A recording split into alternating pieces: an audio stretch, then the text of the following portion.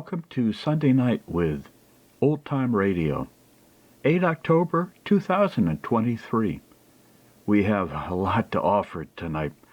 A number of shorter episodes of Challenge of the Yukon, a new series called Sonny and Buddy. We have the introduction of Gene Autry, Afloat with Henry Morgan, and a heroine, Jane Arden.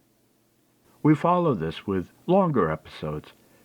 Down our way, you'll enjoy this very much. There's wonderful charm to the story and much great music. We have comedy with R. Miss Brooks and a new series called My Son Jeep. We end with excitement, escape. Let's begin. The Challenge of the Yukon. Oh, King, son, you husky!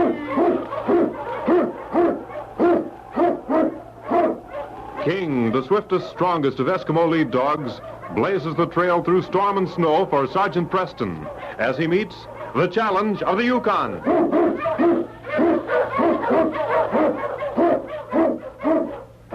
Sergeant Preston was typical of the small band of Northwest Mounted Police who preserved law and order in the Yukon during the gold rush of '98.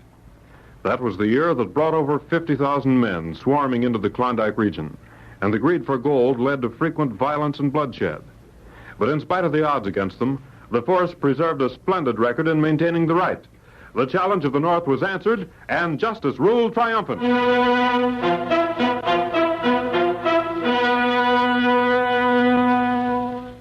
Driving, ceaseless snow made the vast Yukon a blurred mass of whiteness.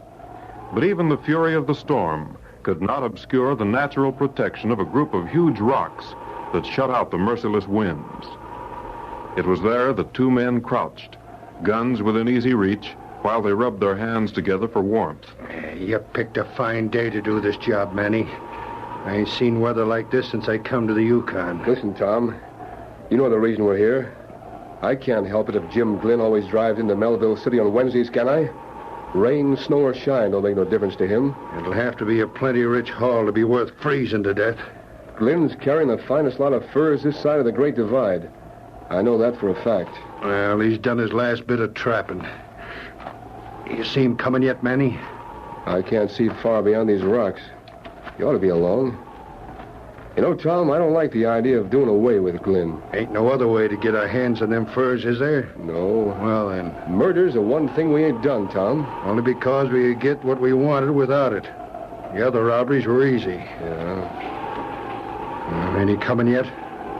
Yeah. I think that's a sled along there, but it's too far away to be sure. Yeah, wait a minute. Let me see. Ever since you had that touch of snow blindness, you can't tell a man from a grizzly at 30 feet. I think he's coming, Manny. Yeah. We'll wait till he's alongside of these rocks, then And we'll open up on him, huh? That's the idea. Got your gun ready? Yeah. Well, we just wait now and surprise Mr. Glynn. He's making right good time. Yeah. He's got a good set of dogs. What are you grinning at? Jim Glynn racing like that to the bullet. This ain't no time for jokes, Tom. Sometimes Take it easy, kid. Here he comes now. Get ready. Mush, you hullabaloo! Mush! That did it. Come on, Tom. Let's get those furs and get out of here. Watch out for that lead dog there, Manny. He's loose. All right. But I want to get these furs on the wire sled. Look out, Manny. He's going to jump. Oh! Get down, you mutt! Oh, let go of my hand! Oh! Nice shot, Manny. Nice shot. That mutt tore my hand. Say, he sure got you. Here, let me help you. I'll have to put a bandage of some kind on till we get to town. It'll be a while before you'll be able to do much with this hand, Manny. I'll take care of it when we get back to town. Come on, Tom.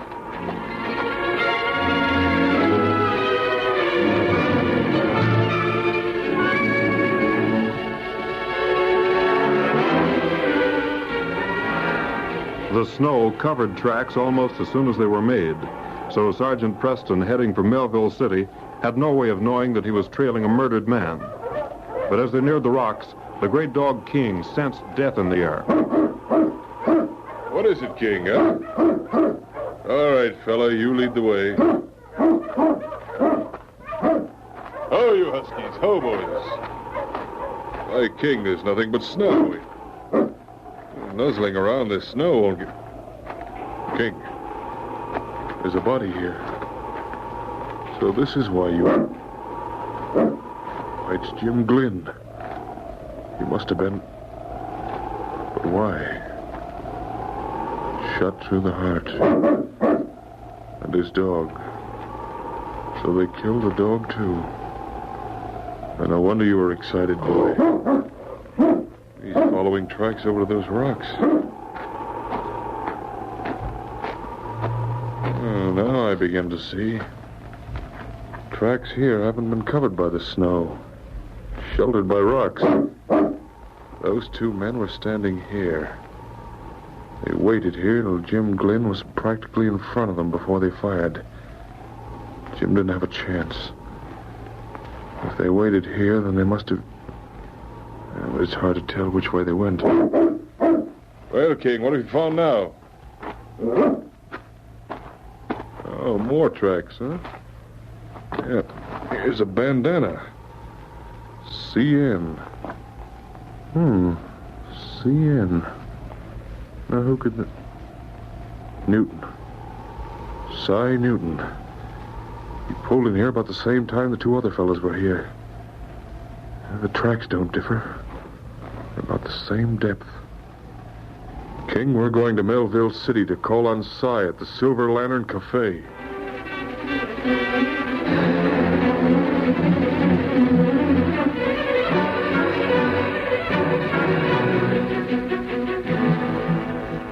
Cy Newton sat at the table in a back room of the Silver Lantern Cafe, resting his head on his hands. In spite of the fact that it was early afternoon, the sun had already gone down. The glimmer of the dingy light thrown from the sputtering oil lamp showed where Cy's Mackinaw lay in a corner of the room, wet with melted snow. Oh, Cy. I didn't know you were here. Hello, Manny. What's the matter? You look like you got something on your mind. I have. Well, what is it? Business is good, ain't it? What happened to your hand? Oh, one of them stray mutts bit me. I've got to fix the dressing. He sure tore into you.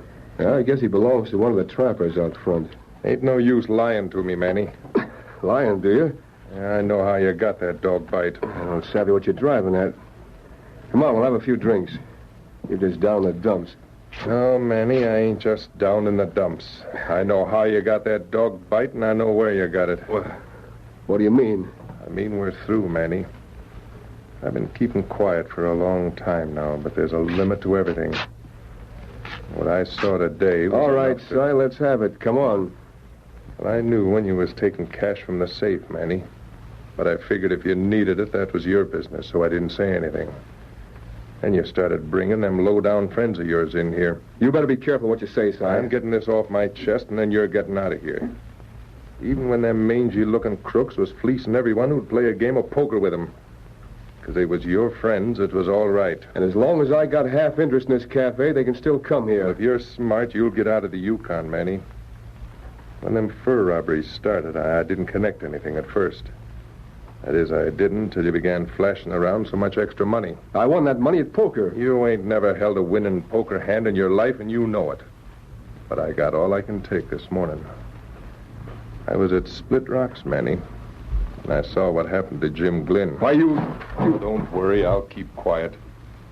You're clearing out of this cafe. You and all your friends, Manny. You and me are through, do you hear? I don't care if I ever see you again. Not gonna be that... Manny and Cy didn't realize that as they talked, their voices took on the loud, argumentative ring that carried to the ears of Manny's friends, playing poker in the back of the cafe. Well... It's us, Manny. The door opened, and led by Tom Bryant, 6 men filed into the room, their hands resting on their guns. Cy's appraisal of their worth left no margin for improvement. The dregs of the Yukon stood in that room, and Cy, as he glanced over the lot of them, shivered. Well, We thought you might... this is a private argument. You boys can clear out. They can clear right out of the cafe while they're at it. Are you going to tell them, Manny, or will I? You'll regret this, Si. I ain't regretting nothing. Only thing I'm sorry for is the day we went into business together. I think we better stick around, boys. Now get out, all of you. You can't prove a thing, Si. I can prove everything I said. That hand of I yours was... told you you'd better get him out of the way. If you won't drop him, I will. What the? My arm! Let go of my arm! I'm going to finish you off right now. Drop that gun, Manny. Why, you yellow skunk. You ain't hit, Manny? Manny. Manny. No, you don't. You've done what you set out to. Here, let me see that man. You better take care of Newton, Mounty. He's still got life in him.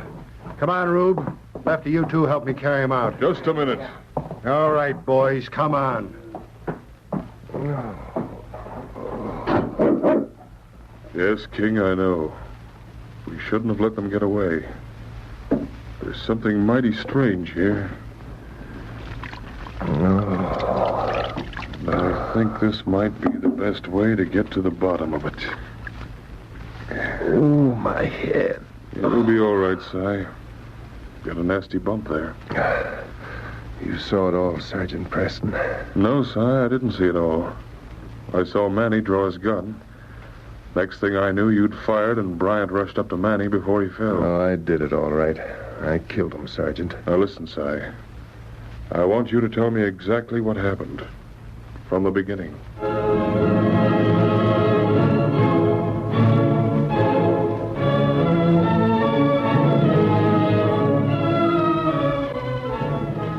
Then when I tried to go up to him, Bryant... Yes, I know. Bryant's pretty free with his fists. I didn't aim to do no shooting. I didn't even think I hit him when he dropped. You couldn't hit the front of a house at 10 feet, Si. What are you looking for, Sergeant? Manny drew first. I saw him. Yeah, but what's that got to do with it? He could have easy killed me and... Oh, well. I guess it's up to you now, Sergeant. I'll just come along with you. Wait a minute. Well, I'm under arrest, ain't I? Well, I can't arrest you till Manny's proven dead. Now, let's see. You were standing right here. I can't see what you're driving at. It seems to me... You stand here, Si. Here? Yes. Now... I thought so. What? I've got a murderer to catch, Si, and I need your help.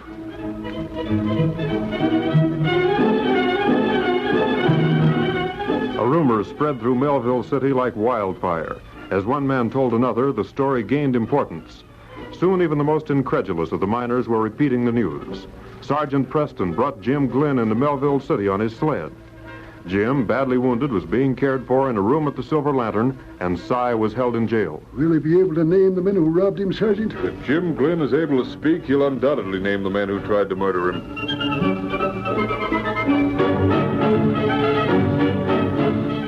The miners and trappers who frequented the Silver Lantern speculated. Was Si responsible for the robbery as well as for the murder of Manny? Si confessed yet, Sergeant? Si refuses to talk.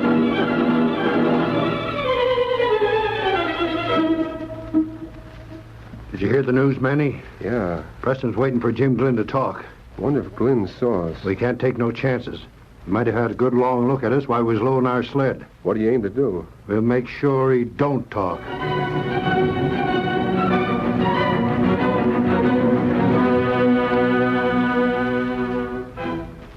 Late the next night, two men approached the back entrance to the Silver Lantern Cafe.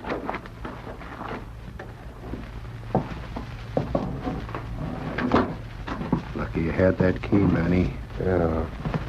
Si ain't been around to change a lock. You can't change much when you're in jail. Come on, let's get this over with.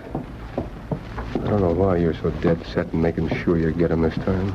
You ain't got a thing to worry about. As far as everybody knows, you're dead. But if Glynn talks, I'll be the one to be jailed for that shooting. That Mountie hadn't picked him up. Come on. He ought to be in this room. He's sleeping. He'll never know what hit him. Go on. Let him have it before he wakes up. You're covered. Drop that gun, Bryant. Preston. Reckon I can get up now, eh, Sergeant? Yes, Si. You can help tie your ghost friend here. So you're very much alive, Manny. I thought... You believe that story about Jim Glynn being still alive, didn't you? You brought him in on your sled. We brought Jim's body to Melville City. Then Si told the barkeep we'd use the back room here for Jim till he recovered. We've been tricked. You ain't been tricked any worse than you tried to trick me, you low-down skunks. I'd have hung for killing you, Manny. You're under arrest, both of you. You'll have to get me first, Manny. I'll shoot, Manny. Let go! All right, now shoot, Manny. If you do, you'll hit Cy. Go on, Sergeant, shoot! Yeah, shoot. I'm getting out of here, see? I'm using Cy for a shield. At him, King. Get him, boy. Oh, my hand! Let go of my hand! Here, Si, you keep this gun on Bryant. All right, King. Oh! That's the second dog to catch your left hand, isn't it, Manny? You're under arrest. Yes, King, the case is closed.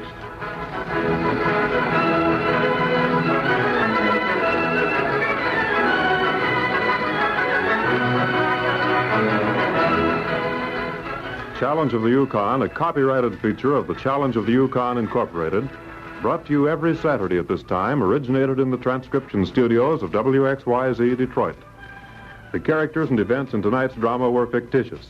Bill Morgan speaking. This is the Michigan Radio Network. Boys and girls, we bring you the first episode in the adventures of Sonny and Buddy. We find the two little boys, Sonny age 13 and Buddy age 14, living in a Texas city about 150 miles from the Mexican border. They are two normal, healthy American boys. They have returned home from school, played baseball for a couple of hours, and their mother has sent them to the grocery store for things she needs for dinner. And now we find Sonny and Buddy walking along the street on their way home, as Buddy says, Listen, Sonny. Stop a minute. Listen. Listen to what, Buddy? That music. It sounds like a circus parade somewhere. Oh, boy, that's a calliope. Oh, what? A calliope. You know, one of those music wagons that always plays at the end of a circus parade. What did you call it? A calliope. No wonder I didn't recognize the name. I always call it a callio. Or whatever it is, let's go and see it. We haven't time. Mother told us to hurry home with these groceries. Oh, we have lots of time. Mother isn't ready for these groceries yet. Oh, come on, Buddy. It's just around the corner. Well, all right, but what's the time now? Because Mother told us not to be late for supper. All right, come on, hurry. Walk fast. Oh, boy, look. There it is, Sonny. Right across the street. Right in front of us. Oh, boy, it's some kind of a circus, isn't it? Well, I don't see it can't. It can't be a circus, but they're having some kind of vaudeville show up down that automobile truck. Well, come on. Let's get closer and see it. It's free, folks. All free. Step a little closer. It's all free. And just a moment, Charcoal Jones, that great minstrel man, will entertain you. Now I have just 6 more bottles of this famous medicine, made from the native herbs taken from the banks of the River Nile. Good for man or beast. Just 6 more bottles to sell, and then the big show begins. Who'll be next now? Well, I'll take one. Sonny, you think we'll have time to stay and see the show? Gee, I sure would like to see it, wouldn't you? Yeah, boy. Hey, where do you think they're going to have the show, though? I don't see a theater or tent anywhere. Well, they're going to have it right up there on that truck. Don't you see? They have it fixed up just like a little stage. Oh, yeah. Gee, that's keen, isn't it? See, look at that tiny little piano. They must carry that along with them. Yeah, they must live in that car in the front. Oh, look there in that window of the automobile. There's dishes and a stove and bed. Yeah, just like a little house, isn't it? Hey, gee, it must be great to travel all over the world like that and go places and see different people and everything. I wish I could travel, don't you, Sonny? I don't know. Mother said Dad ran away with a circus when he was a kid, and he said it was an awful life. Oh, well, that was different. He more than likely had to feed the elephants and tear down the tent and do everything like that. But gosh, with a little show like this, all they have to do is to give the show, and when it's over, they start the auto, and away they go. Gee, I'd like that. I have just 1 more bottle. Who'll take it? I'll take it, sir. You take it. A wise man, and may you always prosper. Now gather a little closer, folks, and the big free show is on. Come on, Sonny. Let's get up real close so we can see and hear good. Well, Charcoal, you seem to be a little hoarse this evening. Have you a cold? Yes, Mr. Doc, I have a cold, and it sure is worrying me a lot. Well, what are you doing for your cold? Just coughing. That's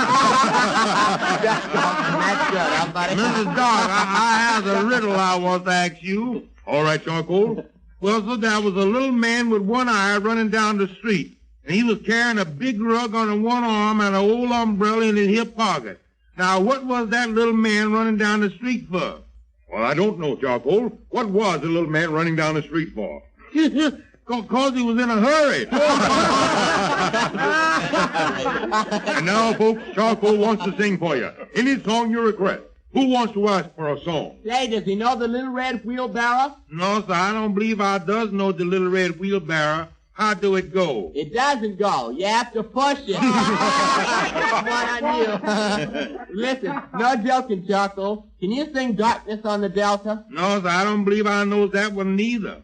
Well, suppose you come up here and sing it for us, little man. Oh, no, sir. I wouldn't want to sing before a crowd. Oh, that's all right. No one will hurt you. Come right on up on the stage. Oh, gee, buddy. I don't want to go up there before all these people. What'll I do? Oh, go on and sing. They won't hurt you. That's right. Come on up, my boy. Now, what's your name? Sonny. Nice name and a nice boy.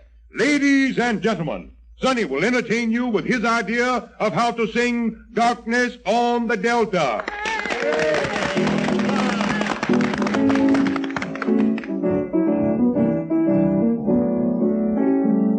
When it's darkness on the Delta, say that's the time my heart is light.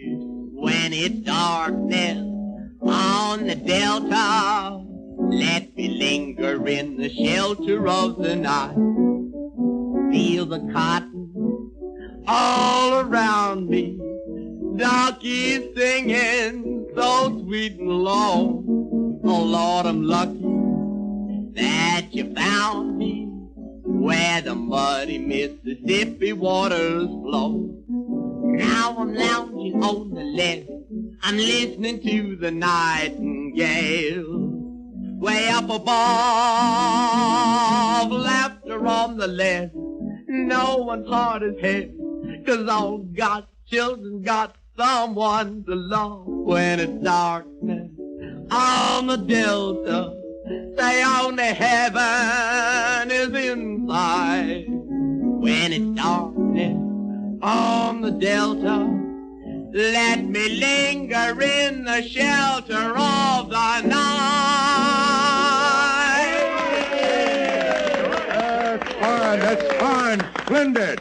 And who is the little fellow with you, Sonny? Well, that's my brother, Buddy. Well, you're two fine little boys. I've got a little daughter. Hey, Betty, come over here and meet Sonny and Buddy. This is my daughter, Betty. How do you do? How do you do, Betty? And do you sing too, Buddy? Oh, no, sir, not much. Don't you believe him, mister? Yes, sir, he does sing. Well, come on, Buddy, and sing us a song. And after you've finished, I'll give you and Sonny a bag of candy kisses. Now, what do you say? Candy kisses? Oh, boy. All right. Say, do you know it isn't fair? Yes, I know it. Ladies and gentlemen, little Buddy tells you why it isn't fair.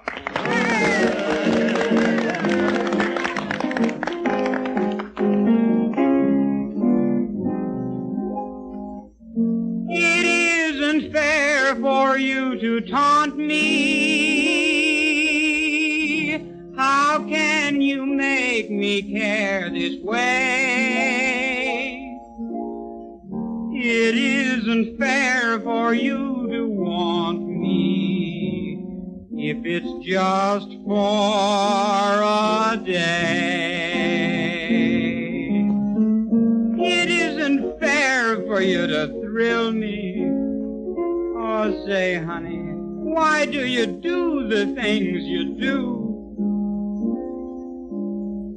It isn't fair for you to fill me with those dreams that can't come true, dear. Why is it you came into my life and made it complete? You gave me just a taste of high life. If this is love, then I repeat, it isn't fair for you to taunt me. How can you make me care this way? It isn't fair for you to want me if it's just for today.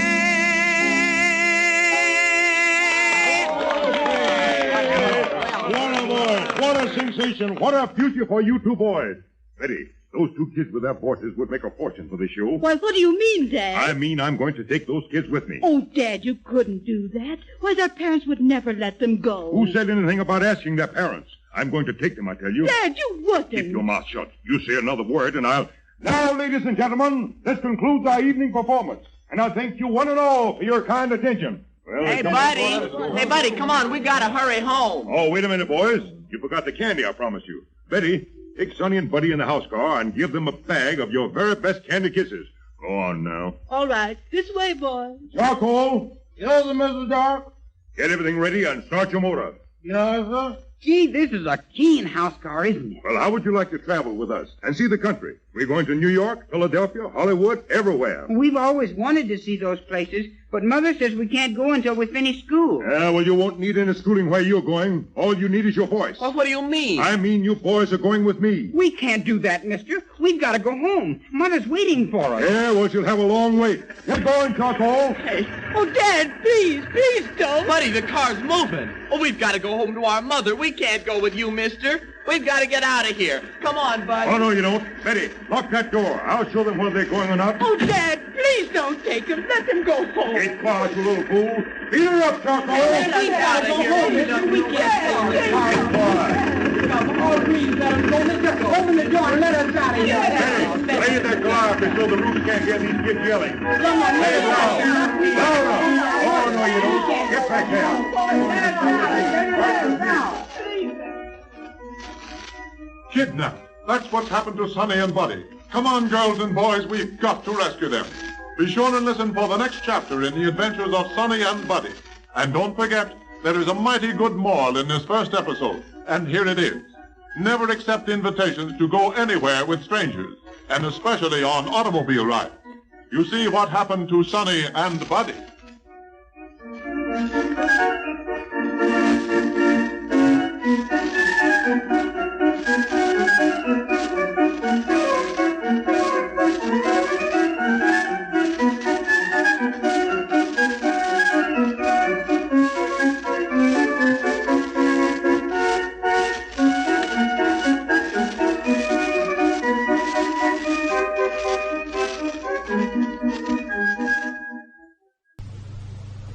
Is there any one of us who at some time or other in our lives has not secretly pictured himself as the knight in shining armor, astride a powerful charger, thundering through adventure and hardships to a romantic rescue? The American symbol of all these characters is the cowboy of our own western plains and deserts, who lives close to nature, relying more than any of us do today on himself alone and his ever faithful horse. Our hero of Melody Ranch is Gene Autry, America's favorite singing cowboy, who is a symbol of the clean thinking, honesty, and integrity of the American people. Gene has achieved success through his fine work in Republic Pictures. Millions of picturegoers know him and love him. Much of his success is due to the fact that he personally lives the characters he depicts. Many of us can still remember the many characters made famous by Horatio Alger. Gene Autry's own history is an Alger story, as you'll hear in a moment. But now, meet the boss of our imaginary Melody Ranch, Gene Autry. Thank you, Ken, and hello, everybody. You know, riding herd on a string of words is kind of off my range, particularly when I'm speaking to so many of you all at once. But I do want to say howdy, real friendly-like, and say greetings to you all. I know lots of you folks have seen me, but come to think of it, I haven't had a chance to say howdy to so many of you before. Well, oh, shucks. I guess my old guitar and a song can say it better than I can. Come where we round up the blues and try to lose every trouble and woe. We brand 'em one by one and start 'em on the run, and down the trail watch 'em go. Come help us round up our joys and all the boys and chase old Mr. Gloom today. We will ride for miles, rounding up stray smiles, driving the blues away. Thanks, Gene. I'm sure all your fans who've seen you so many times in Republic pictures love to hear you singing those grand songs of yours and listen to your honest-to-goodness yarns about doings here at Melody Ranch. And now, thanks to you merchants who display double mint gum, everybody's going to have a chance to hear you every Sunday. But more about that later. You know, wherever people gather to see motion pictures today, Gene Autry and his wholesome adventures in the Great West are favorites. His twanging guitar and tuneful songs are as American, as natural, as typical of this nation of ours as, well, say, apple pie or corn pone. But no one ever looked for Gene. No talent scouts combed the country for him. No lights blazed above theaters the first time he picked up his guitar and strummed one of those songs he loved so well. No, Gene started life as a cowhand riding the range. But he soon got to thinking there were ranges beyond the ones he rode, a world to be explored. The spirit of adventure, the desire to make a place for himself in this larger world, finally led him to take his first setting-down job as a telegraph operator in a little Oklahoma community. Here, one evening, he was receiving a message. 179877. Hey, is anybody here? Yeah, just a second. I'm trying to get this message. On number 10 tonight. Okay, mister, what can I do for you? Well, Gene Autry, is that you? Why, Tex. Gene, I can't believe my eyes. What are you doing here? Well, how about you? When did you pull into town? Oh, I'm just passing through, but you, stand back there a minute. Let me look at you. Well, my old partner. Put her there, kid. But what are you doing here? Working. Working? You don't mean you got a job here in the depot selling tickets and running that there telegraph? That's right. Oh, quit your kidding. Gene Autry at a desk job. Well, here I am. You mean to stand there and tell me you gave up riding the range to... Gene, you didn't get hurt in an accident or something? Oh, no, nothing like that, Tex. But what are you doing here? Well, it's like this. Riding the range is great. Probably the best kind of a life a fellow could lead. It makes a man think. Out there under the stars, I got to thinking maybe there were a lot of things I didn't know about. And a man can't think straight if he hasn't had some experience. Why not? Well, the way I figure it, Tex, the more different kinds of broncos you've broken, the easier it is to ride the next one. Yeah, but you ain't riding broncos here, Gene. Well, I figured out that living is sort of like busting a bronc. And the world's a pretty tough one to bust. I want to find out if I'm fit to handle it or whether it'll throw me.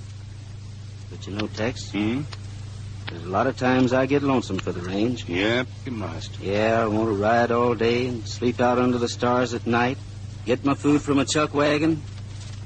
But I ain't going back to the range till I'm sure I can meet any man on his own ground. So I've started looking the ground over. But how's Champion feel about this? You can't expect a horse to lead a natural life in a city this size. No, but... How big is this place anyway, Gene? Well, I'd say about 500 on Saturday night. Must get mighty crowded. Yeah, it does. But I'm going to stay here, Tex. Just like I said. Something tells me I've got to get places. And I figure this is as good a starting place as any. Well, a depot's always a good place to start anywhere from. But it takes money to ride on trains. And that's what I'm working for. You know, a little money will help you learn a lot of things. Oh, forget it. Now, look, Gene. What you better do is hook up with me again. We'll carry on being partners just where we left off, over on the ranch. Well, thanks, Tex, but I can't do it. Well, think it over. I'll wait till you take care of this fella coming in. Sure, I want to talk to you some more anyway. Have a seat over there. Okay. Howdy. I wonder if I could get you to send this wire. Sure thing. Newspaper rates. All right, sir. Yeah, it looks like a guitar over there. It is. Yours? Mm-hmm. You sing, do you? Oh, a little sometimes. One of the rules of the railroad is to make its customers happy, ain't it? Yes, sir, that's right. Oh, it might make me happy if you'd plink up a tune. Oh, I never sang for the public. Oh, I'm not public. I'm just one fella, and a friendly one at that.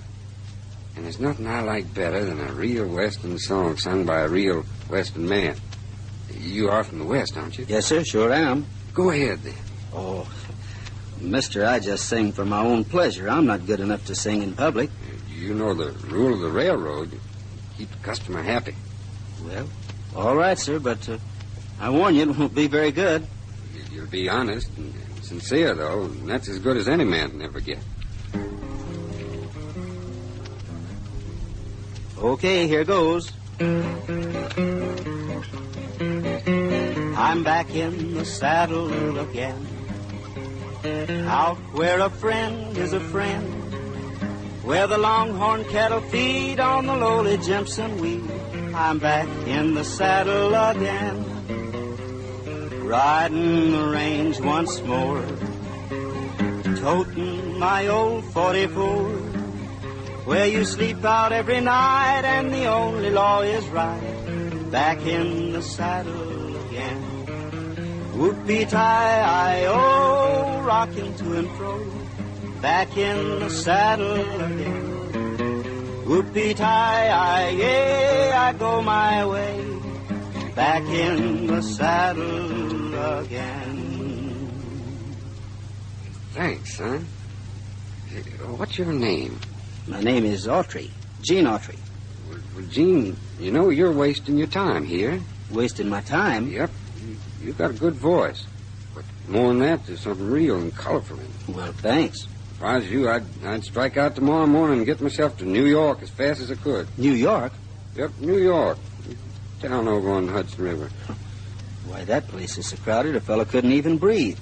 You sound as if you're scared of New York. No, I'm not scared. Just, Now, let me tell you this, Gene.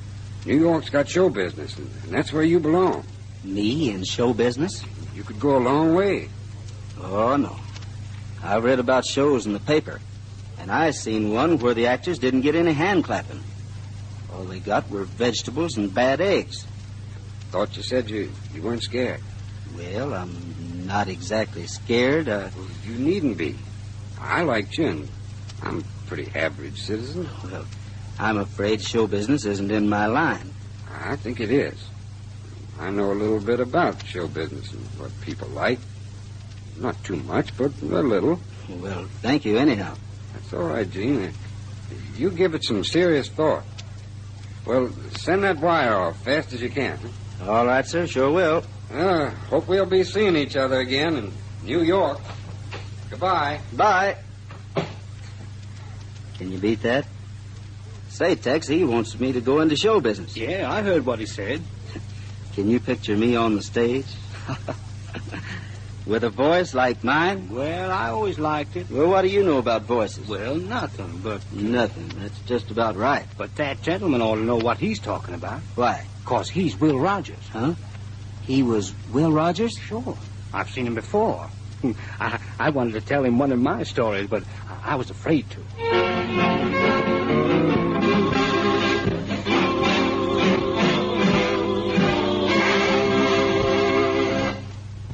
Gene Autry is a success because he has contributed something new to this great land of ours. You merchants who display and sell double mint gum want everyone to enjoy Gene's contribution to American life and American song. That's why Gene takes you from Hollywood to the plains of the West. Here is purely American entertainment, carrying you as far away from the outside world as possible. That's a pretty big order for us fellas here at Melody Ranch, Ken. But I promise we'll do our best. You know, everybody these days sort of has a hankering to escape all this hustle and bustle and bright lights and all the troubles they think they have on their shoulders, and sort of sink down around the campfire with the boys. And I hope that's what all you folks who've been here with us are going to do next Sunday evening. Gene Autry, America's favorite singing cowboy, the square-shooting lad who climbed to success the hard way, is going to be with us every Sunday evening, thanks to you local merchants who display and sell healthful, delicious, refreshing double mint gum. Millions go to their favorite theaters to see Gene and thrill to his singing in Republic pictures. And now, Gene Autry comes to visit you, to sit around your firesides with you, swapping stories of the colorful West, telling you his adventures and singing you the grand songs we all love so well. Here is a new program, a program to carry you out of yourselves, out of this troubled world of ours, out into the great open plains of the West. A program that brings you color, American humor, and American song by that successful interpreter of our nation's most tuneful folk songs, Gene Autry. So join Gene and the boys of Melody Ranch next Sunday night and bring your family and friends along, too, when Gene will be... Back in the saddle again, out where a friend is a friend, where the longhorn cattle feed on the road. Ken Ellington speaking. This is the Columbia Broadcasting System. Riding the range once more.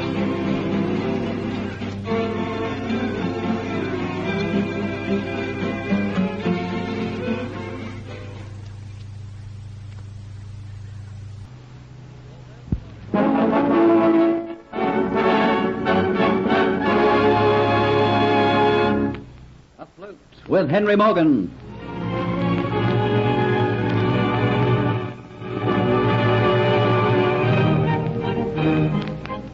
During the 17th century, Henry Morgan struck terror into the hearts of the Spaniards. Not a ship of Spain was safe from Morgan's buccaneers. When our story opens, a Spanish ship had just been taken. Tragic news for Don Pietro Pizarro, governor of Cuba, because part of his personal treasure, including the fabulous and priceless Aztec necklet, was amongst the cargo. Pizarro swore that Morgan would be captured, and his daughter Dolores swore to get the necklet back. The renegade Spaniard Diaz, a member of Morgan's crew, also coveted the necklet, and upon reaching Port Royal, incited 2 members of the crew to murder Morgan. That night, in a dark alley, they sprang upon the unsuspecting men, but Morgan was saved by a stranger who was unwilling to tell him anything about himself.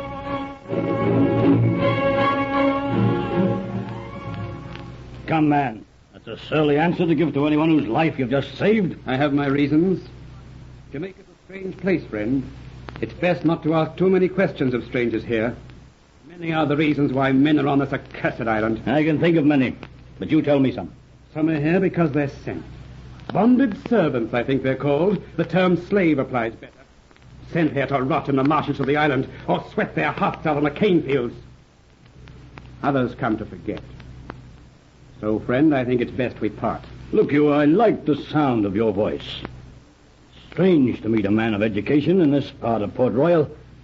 I'd like to see your face in the light. I'm a man who likes the dark. I'll ask of you one request. Let me see if I can identify my would-be assassins in the dark. Gladly. So that's what it is it? 2 members of my own crew. And why should they seek to kill me? My friend, the greed of man. It seems there are none about me I can trust. Such is the way of the world. Could I trust you, friend? We have agreed to part. I don't need to look far to know the reason of this attack tonight. And I know who was responsible for it, but I can't prove it. I'm looking for a man I can trust implicitly. Come with me. I'd like to talk with you, friend. No. If it's the light you're frightened of, I'll be taking you to a place in which everyone present fears the light. You'll be quite safe there. Where is this place? Heard ye of the Dolphin Tavern? No. Then you're a stranger in these parts. What manner of place is it? Now, my friend, I'll show you that I will. There's but a short walking distance from here. The Dolphin Tavern, den of iniquity, sin and vice, rendezvous and hideout for buccaneer and pirate, and all of it ruled over by Kitty, the buccaneer's belle. Kitty, whose fame had spread into every corner, every lair, every swamp and creek where pirates gathered, from the Keys of Florida to the most remote and unknown island of the Caribbean. For a smile from Kitty, men would steal from their shipmates. For a kiss, they would kill. Every night from dusk to dawn, Kitty serves the drinks and gives her favors. Her light Irish brogue and her cascading laughter sounding strange amongst the coarse oaths and harsh voices of the scum gathered from every part of the world. Deftly she moves amongst them, skillfully eluding the attentions of an unwelcome arm, sometimes seeing a familiar face which has been absent for some time. Well, if it's not Patch Eyepiece. You're back again in Port Royal, and they haven't hanged you yet from the yardarm. Oh, it is right glad I am to see you. There. And a kiss of welcome is planted on a hungry mouth. Then, with agility born of practice, Kitty is out of the place and laughingly on her way. The air hangs heavy in the Dolphin Tavern with stale tobacco smoke, smoking lamps, and spilled liquor. The faces are vague in the haze and half-light. And as Kitty goes towards a room at the back of the tap room, a curtain of an alcove quickly parts, and her wrist is caught in a hand of steel. Almost roughly she is pulled into the alcove. The curtains fall into place, and Kitty looks into a pair of black, burning eyes. So, you didn't expect me back tonight, eh? Why, Diaz, I didn't see you come into the tavern. No, that is true, but I come here, I watch you. I see you giving your kisses away. Someday I come back and I strangle you. All right, glad I am to see you, Diaz. Do not lie to me. I saw the way you behaved in the tavern. You do not care whether Diaz he come or he does not come back. And tonight I come to tell you that perhaps before long I'll be able to buy your freedom. Oh, you buy my freedom. And since when has a member of a pirate's crew had enough money to be able to pay the sum which would buy Kitty her freedom? You know full well I'm a bonded servant sent from England, practically a slave. And you know the price my master, bow-legged Jobson, would ask for my freedom. Seeing that I'm responsible for the great success of this tavern. I know that. Perhaps tonight I will have the money which you want. Perhaps tomorrow I hang about your lovely white neck rubies, and in your ears I place the finest pearls, on your fingers the heaviest of rubies, bracelets of gold around your wrists. And then you'll be my own woman, eh? I give you a big, fine house, plenty of servants, carriages, houses, eh? Then you'll be mine, eh? You can do all that for me?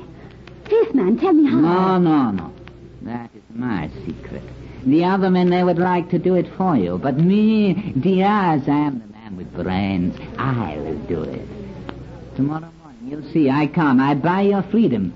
I take you away, and you'll be mine. Pearls in my ears, fine dresses, a horse, a carriage of my own, rubies and emeralds around my neck. You would do this for me? I will do anything for you. To take you away from here. To know that you are safe from others. Oh, no. No kiss for you until I see your purchase money and the jewels in your hand. Kitty, come back here. Yes, you had best return to the tap room. Your lord and master has come in. It's Captain Henry Morgan himself. Morgan? Yeah. No, it is impossible. Why? Who is it he has with him? He's one I've never seen before. Look at him. Oh, it is so fair. He is so fair. His eyes must be blue and tall and broad of shoulder. Who is he? I do not know. I've never seen him before. What is he doing with Captain Henry? Well, perhaps you'd best go and see. Diaz hardly hears what Kitty says. His face has gone sallow. His heart is pounding in his breast. His plot has gone wrong. Nagging fear is at the back of his brain.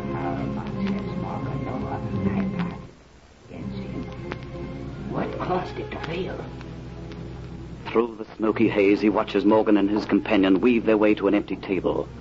Morgan's companion looks at him closely, his bright steel blue eyes alight with recognition. And quietly he appraises his new friend with fresh interest. Both sit at the table, eyeing each other closely for the first time. I might have been ignorant as to what the Dolphin Tavern was, but I'm not ignorant of the name Morgan. In these parts, you'd be a strange man if you were. So you're Henry Morgan. Why did you bring me to this place? I wanted to see if you're the type of man that your voice told me you were. And am I? I have a shipload of cutthroats. Amongst them, my word is law. And yet there's not one of them I can trust. Tonight, 2 of them tried to kill me. You know why? How should I know? For the sake of this bauble. Are you mad, man, showing this priceless necklet in a place such as this? Look how those around you are gazing upon it.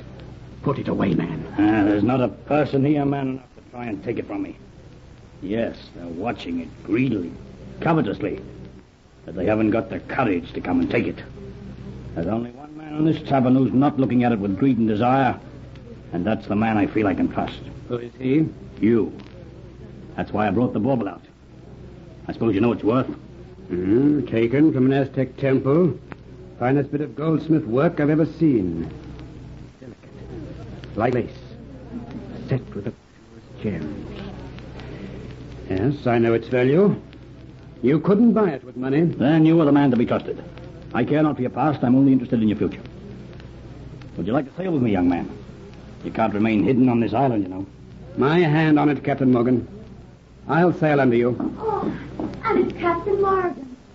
Oh, it's not often, Captain Morgan, that you honor us with your presence at the Dolphin Tavern. Look, I'd come more often if I could be sure of getting service from your fair hand. Oh, it's a flattery of thee, Captain Harry. But your friend's a newcomer.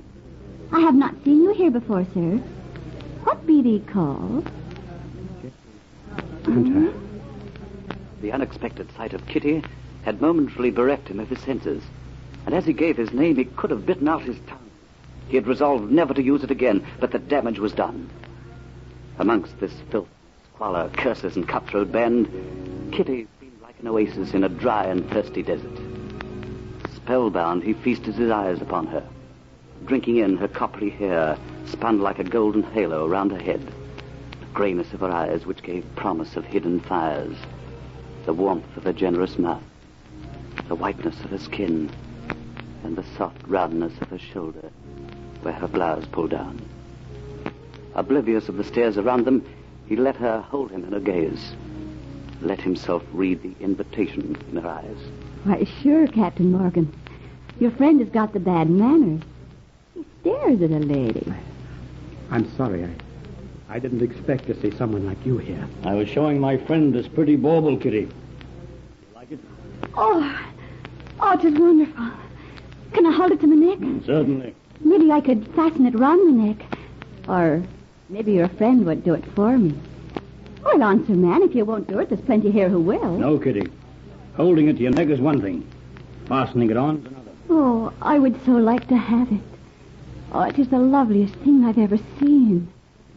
A woman would do anything for a thing like that, Captain Morgan. Mayhap. But this necklace to be put to other purposes. So I'll thank you for it, Kitty. Oh, I hate to give it back. Thank you. Now, Mr. Hunter, I think our business here is complete.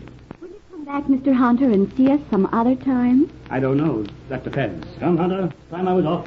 Good night, Kitty. Good night, Captain Morgan. Good night, Mr. Hunter. Good night. So, you think to ensnare another man, do you, you little cheat? Take your hands off me, Diaz. I've had enough of your pawing for tonight. Did you see the necklace Captain Morgan had? I know it well. I'd do anything to have that necklace for my very own. Diaz, do you love me? That you know too well. Then get that necklace for me. Let that be the proof of your love. Get that necklace for me, and I'll be yours and yours only.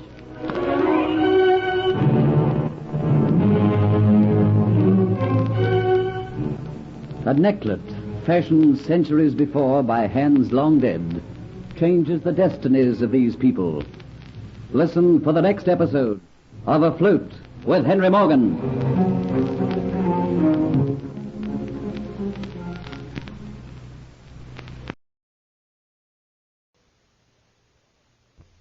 The Adventures of Jane Arden, a thrilling drama of a fearless girl reporter, the most beautiful woman in the newspaper world. Jane Arden, star reporter for the Bulletin, important newspaper of a big American city. We take you now to the 10th floor of the Bulletin building. The entrance to the floor is guarded by a watchful reception clerk. The room stretches the full depth of the building, a maze of desks. Men in shirt sleeves, cuffs rolled up, green shades over their eyes. Typewriters click, telephones ring, copy boys dash from desk to desk. Far back in the room is the slot, the double row of table-like desks over which the rewrite men finally shape the stories as they will appear in the Bulletin. And guardian of the slot, commander of the news staff, Eddie Dunn, city editor, sits, the final arbiter in the news of the day.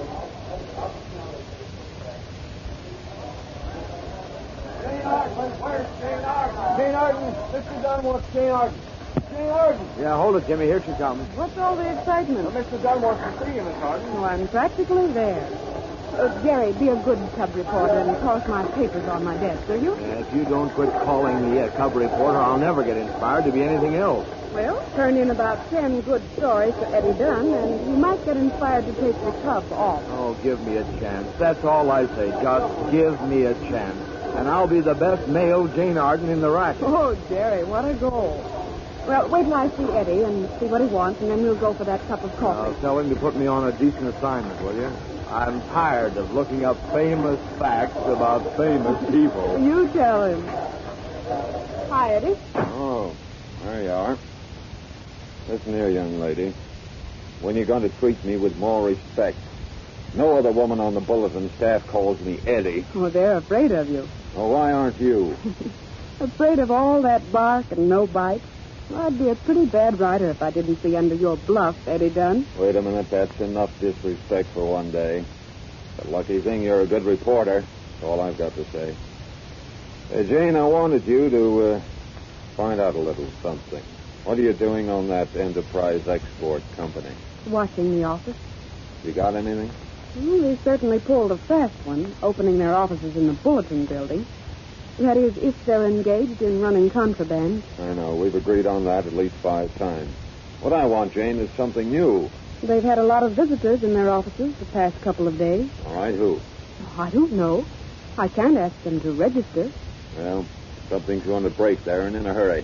I've seen 2 or 3 Federal Bureau of Investigation men hanging around. Is that what you mean? Yes, that's part of what I mean. Oh, wait a minute. Where are you headed for? For a cup of coffee. I missed my breakfast this morning. Anything you want me to tell the elevator boy? I put my last dollar on it that Delaney's going along on your tea party, too. Coffee, not tea. And, Mr. Dunn, I'll bet that's the first dollar you've won since the gold rush. I'll see you at noon.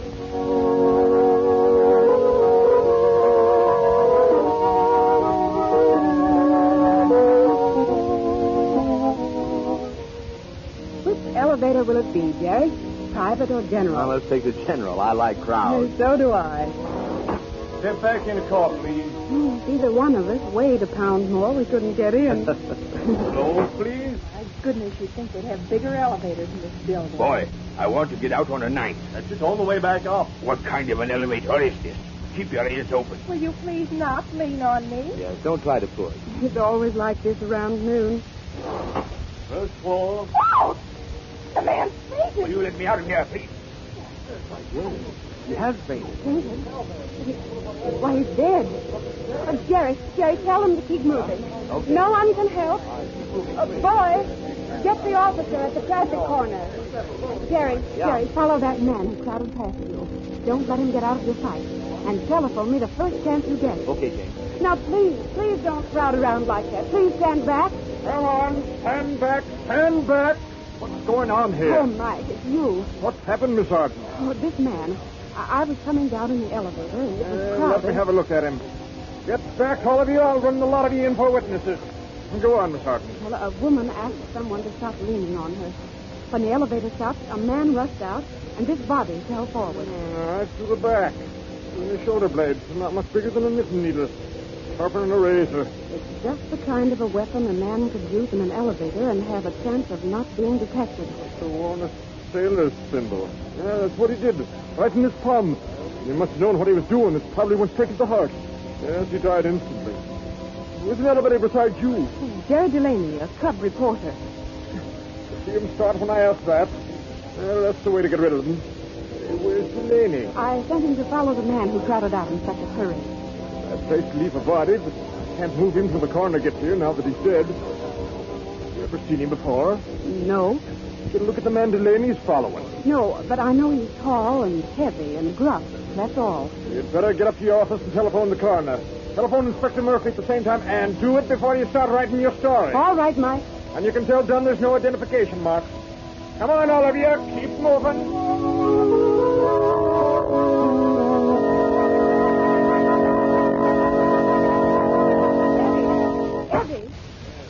What's happened? There's been a man murdered on the elevator in this building.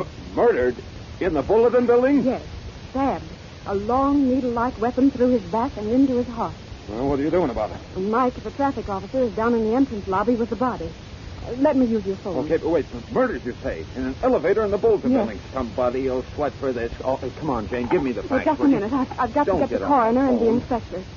What did you leave him for? Now, Eddie, don't go down there. Wait a minute. Hello. Give me the coroner's office. Hello, this is Jane Arden at the Bulletin. There's been a man murdered. Jane, listen, let's don't waste time with the coroner. Stop talking. I can't hear.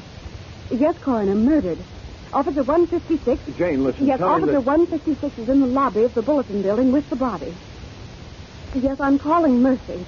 Jane, listen, keep off that phone. No, that's red tape. Operator, get me Inspector Murphy at police headquarters. He's got to get word from the police before he does anything. Oh, you'll learn how the police work if you live long enough. Hello, Inspector Murphy. Hello, is this you, Inspector? Jane, tell him to get moving or I'll pour it into the police department like it's never been poured in before. I can't afford to have this happen in the Bulletin Building. Oh, I was trying to make Eddie Dunn be quiet. This is Jane Arden. There's been a man murdered in an elevator in the Bulletin building. I've notified the coroner. Yes, Officer 156 is guarding the body. He's waiting for you. Now, will you talk to me? Well, it's no wonder more than 40% of the murders in this city go unsolved. I told you something was going to break. You mean you think it's something to do with the Enterprise Export Company? All right. How did it happen? Just a heavy sigh. A man's body toppled. Someone screamed he's fainted. How many people were in that elevator? Oh, it was crowded. All right. What kind of a looking man is the one who's dead? He's tall, dark, well-dressed, rather good-looking. Yeah, it doesn't mean a thing. Oh, I know. Death has a way of painting a mask over a face. Well, I can't stand here talking. Where are you going? Down to get started on that story. Oh, Murphy in the corner won't be around for a while. Where's Delaney? Delaney? Oh, Delaney. Oh, he was on his way to get a cup of coffee. Where did you send him? Don't stall now, Jane, just because he's a nephew of the publisher. Eddie, I'm on a story. Where did you send Delaney? Are you giving me the third degree? There's a murder committed in an elevator in this building, and you don't expect me to ask any questions. Now, where did you send Delaney? Just off on a hunt to follow a man who got out of the elevator. Oh, the man you think committed the murder. Eddie, honestly, how could I think any man committed the murder? Don't stall, And Jane. don't you try to spoil a good reporter. You don't spoil good reporters. Now, where's Delaney? I don't know where Jerry is. If he's following a man, he may not get back for some time. And then again, he might. All right, when he gets back, tell him to do the sob-sister angle of this crime. Oh, Eddie, why don't you give him a break? I am giving him a break. I'm breaking him in. Jane, I got it. Oh, Jerry, how'd you get back so soon? Well, I ran out of money. I knew it. Where did the man go? Well, he hopped a taxi cab. And what did you do? Well, I only had 2 bits in my pocket. I just got the license number of the cab. Something. What is it? Well, I wrote it on a slip of paper, and then I came back into the building and took a look at the body. Well, there wasn't any blood on it. It's a slip of paper. Let's see it. The license number. What is it? Well, I had it right here in my pocket. Oh, Jerry. Well, I know I had it right here. I guess I must have lost it. Well, anyway, Delaney, you can give us a description of what the escaped man was wearing now. We can run it in the society column. Well, the cab was red. I remember that. Yes, and so are 200 others in this city. Well, we'll get police headquarters to have all squad cars on the watch for a red cab and a tall, heavy man with a gruff voice. Wearing a brown tweed suit, a brown felt hat, and with a slight limp. There. You see, Mr. Dunn? He does know. All right, Jane, get downstairs. Talk with the coroner and Murphy. We've got an edition going to press in 55 minutes. Come on, Jerry. We've hit it now. We're on the trail of a real newspaper story this time.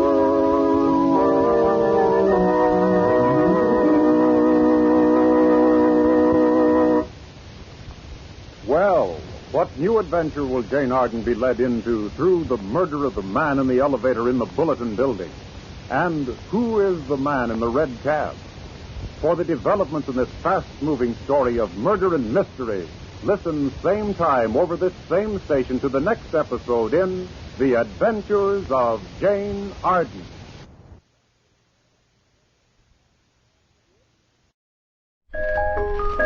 There's music in the air when the infant morn is nigh, and faint its blushes seen on the bright and laughing sky. Down our way, where folks really enjoy living. Maybe they're a little bit old-fashioned, but they consider singing a mighty important part of living. These folks have a ready smile and a heart that's bigger than their town. They like home cooking and fresh country air. Most of all, they like to gather at Eli Jenkins and practice their songs. Who in thunderation? Everybody knows I've been closing up at 5 o'clock for 13 years. All right, I'm coming. Don't know why folks have to come around disturbing. What is it? I'm so sorry to bother you, Mr. Jenkins. Oh, Alice. Oh, that's all right. I just didn't know who it was. Didn't ever expect to see you coming around for groceries, being as how you board at Myrtle Foster's. I didn't come for groceries, Mr. Jenkins. Oh? I was just passing on my way home from school, and I wanted to ask if I might come a little early to the singing rehearsal tonight. I'd like to ask your advice about something, if I may. Oh, reckon as how. That'll be all right, but what's troubling you? Within the next few hours, I must decide whether to stay with my school teaching here or whether to go away to an entirely new life. Well, now, that is serious. You think you might go away? Well, you don't seem exactly happy at the thought of it either. But I'm afraid that's what I'm going to have to do. Well, no, you just come around early and we'll talk about this, Alice. Jenny and me will be through with supper by 6:30, and this door will be locked, so you come to the side stairs. Thanks, Mr. Jenkins. You're always so understanding. See you at 6:30. You know, in every little town, there's a focal point for activity. Usually it's the main street where folks stop to talk. But down our way, it's the parlor of Eli and Jenny Jenkins. Oh, that was a mighty fine stew, Jenny. I'll swear every one of the 30 pounds I've gained since we've been married is all due to your stews. Well, that ain't bad, Eli. 30 pounds makes just about a pound a year. Besides, a skinny man ain't no comfort in your old age. Now, Jenny, you know any man's a comfort in your old age. Look how Patience is doing her dead level best to set a trap for poor old Ben. She'd make Ben a fine wife. Well, if he's really growing deep, like he says, maybe it wouldn't be so bad. You know, that woman's tongue ain't been still since the Mississippi was a creek. Ma, I'll bet she even talks when she's sleeping. I think I'll have to sneak up to her bedroom window some night and watch that tongue of hers a-wagging by moonlight. Eli Jenkins, what a way to be talking. You don't never hear Cliff talk that way about folks. Yeah. He's the sweetest boy. Yeah. I can't see why Alice don't pay no attention to him, being he's taken with her. Oh, I almost forgot. Alice stopped by the store at closing time and said she had something mighty important on her mind and wanted to come early tonight and get a bit of advice. Dandy Goshen, Eli. This is a fine time to be telling me. I'll have to hurry and get the dishes done up. I forgot to tell you before. I wish you'd sop up the gravy so it'd leave your plate neat like. Always make such a mess swimming around. Oh, that's Alice now. When no need for you to bust your neck. She'll keep for 5 seconds. Well, it ain't polite to keep her waiting. Oh, good evening, Alice. Hello, Mr. Jenkins. Am I too early? No, not at all. Come right on in. Now, just set yourself down here and let's see if we can't take that furrow out of your brow. Right over here. Thanks. Perhaps it seems strange that I'd bring you my troubles, but you and Jenny have been so kind during the months I've lived here. No apologies now. We're happy to have you come to us. Well, I guess I may as well plunge in and tell you all about this. Mm-hmm. It all started back before the time my mother was so ill 2 years ago. Oh. I simply didn't have the money to pay for it all, and the man I was working for heard about it and paid all the hospital bills out of the kindness of his heart. Well, that was right nice of him. As the months went by, we became good friends. But I never thought of him seriously, and when he took it for granted we were going to marry, that's when I decided on the spur of the moment to come here to this teaching position. You didn't take to the idea, huh? Well, he's nice and has a good home, but, well, You just don't love him. I'm so grateful and still even owe him $600 that I haven't been able to pay back. And he's still pressing you to get married, huh? Yes. I received a long wire from him today, pleading with me to go with him tonight. Tonight? Yes, he's passing through here on the 9:19. Oh, so you feel obligated because of the money and because he's been kind to you, huh? Well, it's not that he's using my debt to him as a lever. I could say no with a clear conscience if I'd only been able to at least pay the money back. So you think you'll be going down to meet that train? I already checked my bag at the depot. And there's nothing down our way to give a backward glance to? Of course. You've all been grand to me. There's one in particular that's been mighty attentive to you, Alice. Please, tell me what you think I should do. I don't want to hurt anyone. Well, I'll tell you. Hi, Sergeant. This ain't a fight. Eli Jenkins is sitting in his parlor talking to a pretty girl.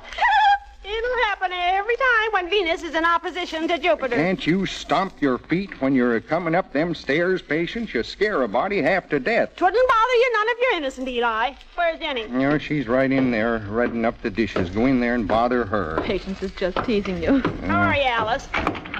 Out of my way, folks. Out of my way. I got to get a chair fast after climbing those doggone steps. What's the matter, Ben?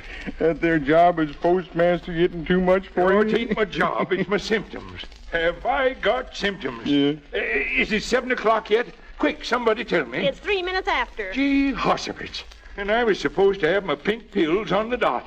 Eli, get me some water, you old coot, before I turn up my toes. If you'd stop swallowing them pills. Jenny, Bring a glass of water before the parlor burns down. What? A glass of water? Yeah, in a hurry. Ben here is just about to... Well, I don't know what he is Landy about. Goshen, what's on fire? Old Ben's just got hot under the collar again. Pour it down to him and cool him off, Ma. Scared the daylights out of me. Evening, folks. Evening, Hello, Jenny. Thanks, Jenny. Well, are we all set to start practicing now? All except for Cliff. I see the lights still on his gas station as I come over. He doesn't care for nothing except selling another gallon of gas and putting away another $1. Cliff wants the money to continue his musical training, Ben. And if he's willing to work that hard to save it, I think he should be commended, not criticized. That's right. You know, I was reading to my students today about Lincoln, who was just a country boy. But he had ambition and determination. Oh, shucks, Alice, I didn't mean Thank you for to... the comparison, Alice. I didn't intend to eavesdrop. The door was open. You didn't mean for Cliff to know you liked him that much, did you, Alice? Shall we get on with the practicing now? Evening, Cliff. Come along, folks, and gather around. Yeah, all right. Now, let's start with a number for next Friday's sociable. Sound the chord, Jenny. Right.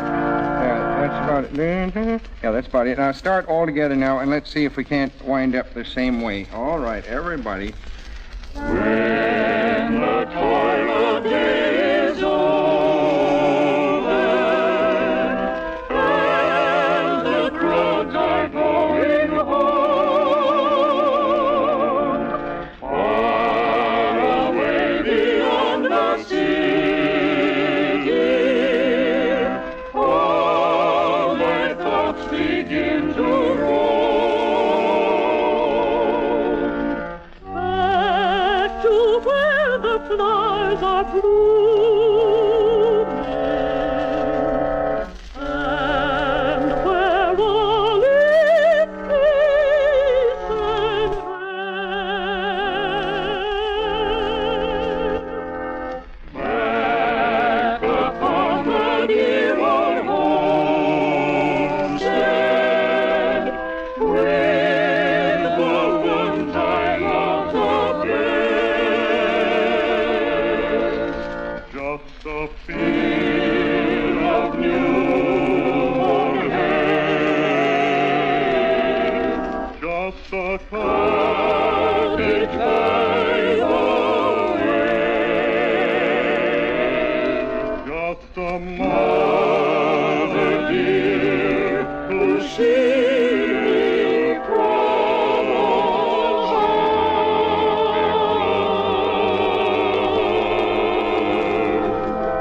Just a sweetheart waiting through, with a love that's fond and true.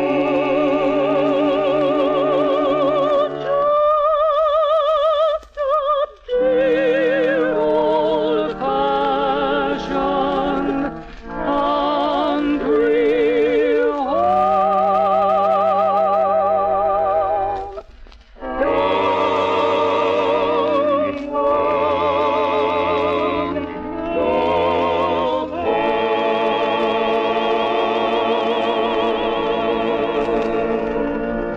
Mighty pretty, folks. You know, there's nothing like singing to make you feel good. You know, that's just what I say, Eli. Yeah. Why, when I'm a-singing, I almost forget my symptoms. By the way, somebody better remind me at 8 o'clock sharp. I gotta take my white pills then. If you just stop swallowing them pills and eat your victuals a mite slower and give that big intestine of yours a rest... I ain't even to talk about my big intestine in front of these ladies, Eli Jenkins. An old bachelor's got to have some private life. Even a married man's got a private life, Ben. I ain't never going to know, 'cause I ain't never going to be no married man. Not even if Mars and Jupiter and the whole conflagration tells you I am. You mean constellation, Ben. I mean I ain't going to marry nobody. Whew.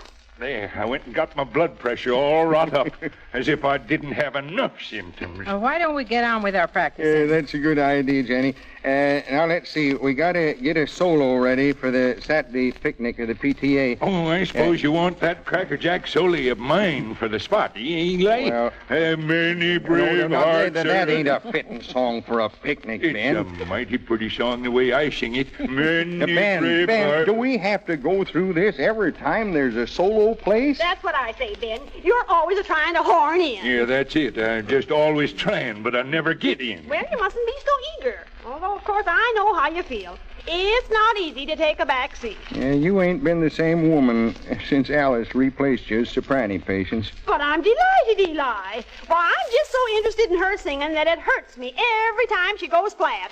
Even the best singers are apt to flat occasionally, Patience. Oh, there you go, jumping to her defense, Cliff. I don't know why you two don't get together. Well, Patience, you may have to go back in as soprano for the group. You see, I expect to leave tonight on the late train. Alice, you're leaving? My stars, I ain't heard nothing about this. Still planning it, Alice? I think so. Well, don't stand there waiting for Alice to say some more.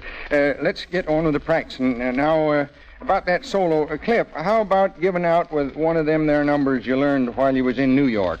Not too highfalutin now, just one of those simple little ones. Well, let's see now. One of the tunes I like best is one I heard in a Broadway show while I was there. It was quite a while ago, but I remember the whole evening clearly. Boy, was I excited. It was the first New York production I'd ever seen. And all through the performance, I sat on the edge of my seat, all the time telling myself that someday I'd be up on that stage, that I'd be singing to a packed house and to one special girl who'd be sitting right down the front row.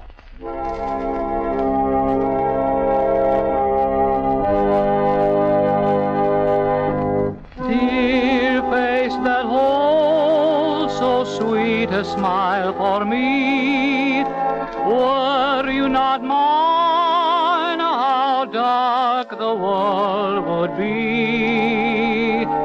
I know no light above that could replace love's radiant sunshine in your dear, dear face.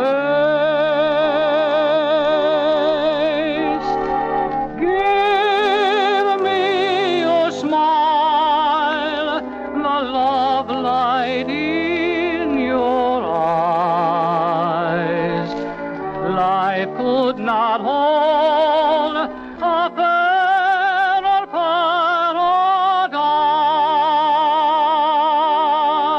paradise. Give me the right to love you all the while. My world forever, the sunshine of your smile.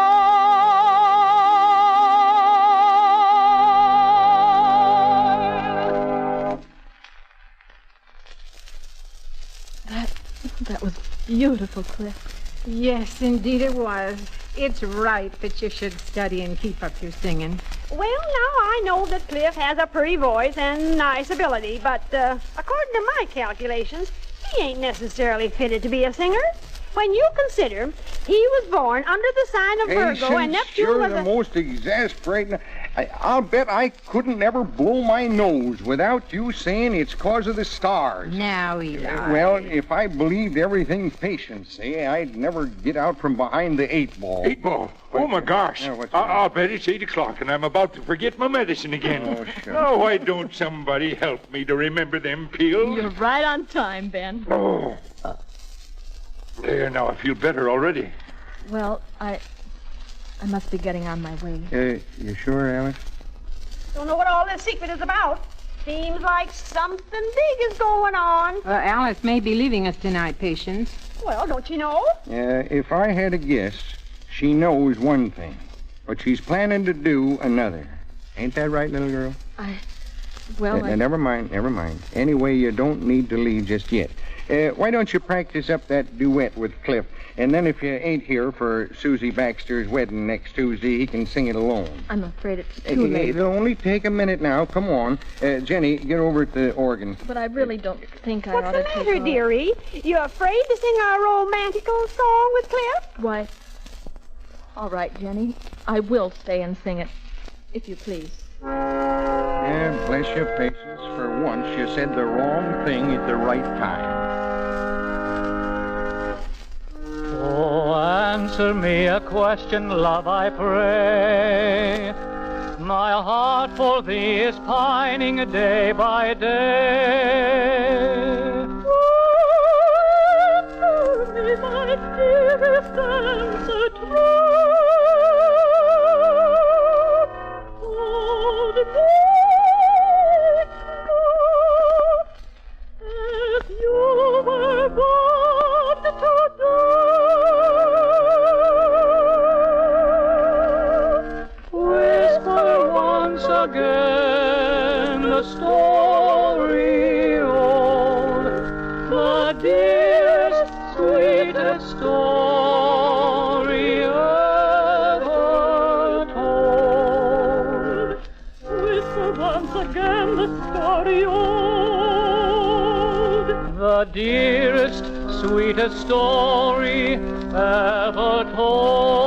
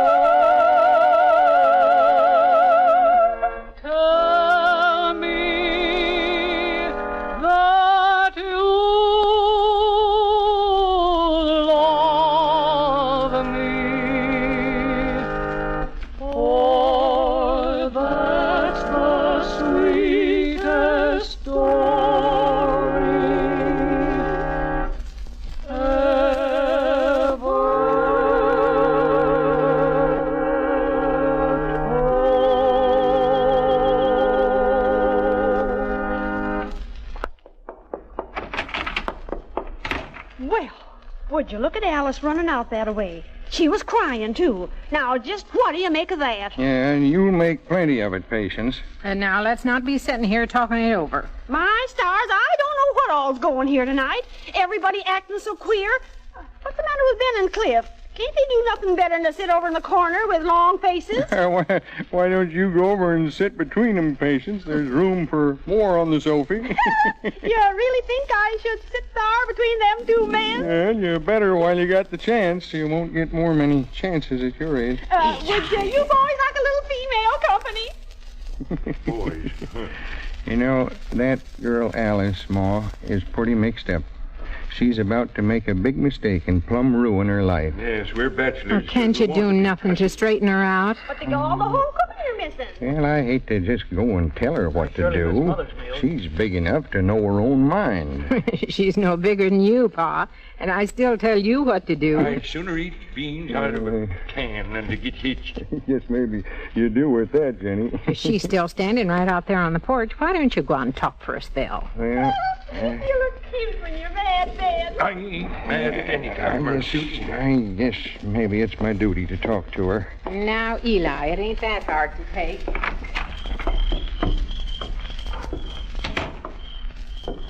I'm sorry for the way I acted just now. Nothing to be sorry for, Alex. What time is it? I can't hardly see. It's exactly 15 minutes to 9. Oh, I'd better be hurrying down to the station then. Well, you go right ahead, girlie, if you think really it's best, but I just hope you'll remember Jenny and me sometime. Of course I will. You're such wonderful people. Well, now, we ain't wonderful or anything, but we're happy people. And we're happy, Alice, 'cause there's a heap of love between us. It ain't been easy for us these 32 years, especially when we was on the farm and never knowing from year to year if a frost might wipe out the crops. But we managed and sent the kids off to the city. Of course, we went might hungry at times just so as we could buy this here little store. Did you know we was pretty rich folks, Alice? Well, I don't mean money rich. Anybody can gather that. I mean we got a full store of blessings. And as much as I loved Jenny, we'd never gathered them if she hadn't loved me back. Did you say you had to hurry to get down to the train? I think you should. You think I should? Yeah. I think when the 919 pulls in, you should go down and tell that feller that you like him too much to marry him without loving him. And then you'll thank him for that loan and tell him you'll be sending him that money you still owe him. But I can't. School teachers just don't earn very much. Never you mind about what school teachers earn. Jenny and me put away a few dollars these last years, and if it'll get you free of this here obligation... But I couldn't think of letting you do that. It ain't buying anything, laying in the bank, and I'm dead certain it'll prevent you from making a mistake. But, Mr. Jenkins... Stop your arguing now, Alice. Let's finish with our practicing before the train pulls in, and then you go down and tell them what I said. Oh, Mr. Jenkins... Hey, gosh... It's been a long time since a pretty gal smacked me. Oh, Mr. Jenkins, I don't know how to thank you. I'll pay you back just as soon as I can. Oh, stop worrying about that. Gosh, my cheek is kind of tingly-like from that there smack. Guess I ain't as old as I thought I was. Come on along, Alice. My stars. What have you two been up to? Come on, folks. Let's get on with the practicing.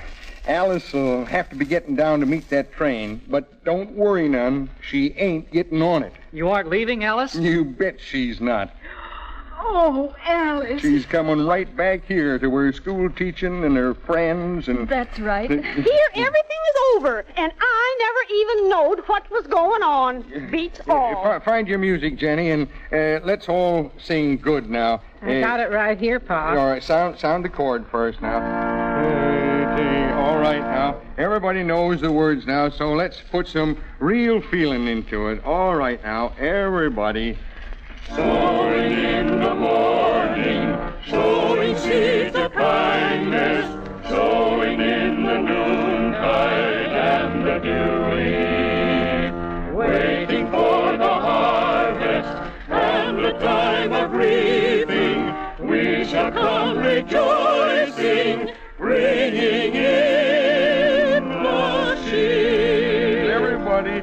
Bringing in the sheaves, bringing in the sheaves. We shall come rejoicing, bringing in the sheaves. Bringing in the sheaves, bringing in the sheaves. We shall come rejoicing, bringing in the sheaves. Alice, you take the second verse all by yourself and we'll just hum. All right. Sowing in the sunshine, sowing in the shadows, fearing neither cloud nor winter's chilling breeze. By and by the harvest and the labor ended, we shall come rejoicing, bringing in the sheaves. Bringing in the sheaves, bringing in the sheaves. We shall come rejoicing, bringing in the sheaves. Bringing in the sheaves, bringing in the sheaves. We shall come rejoicing, bringing in the sheaves. That's mighty pretty. You know, while we were singing, I got to thinking what that feller James Whitcomb Riley said. It's the songs you sing and the smiles you wear that's a-making the sunshine everywhere. There's music in the air.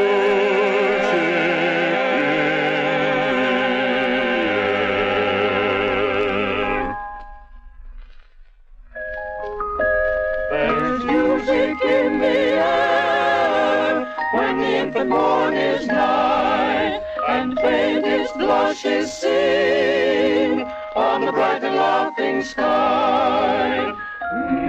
It's been a right nice visit, folks. Won't you drop in again next week for another evening of singing? We have some mighty pleasant times down our way, so we'll be looking for you. There's music in the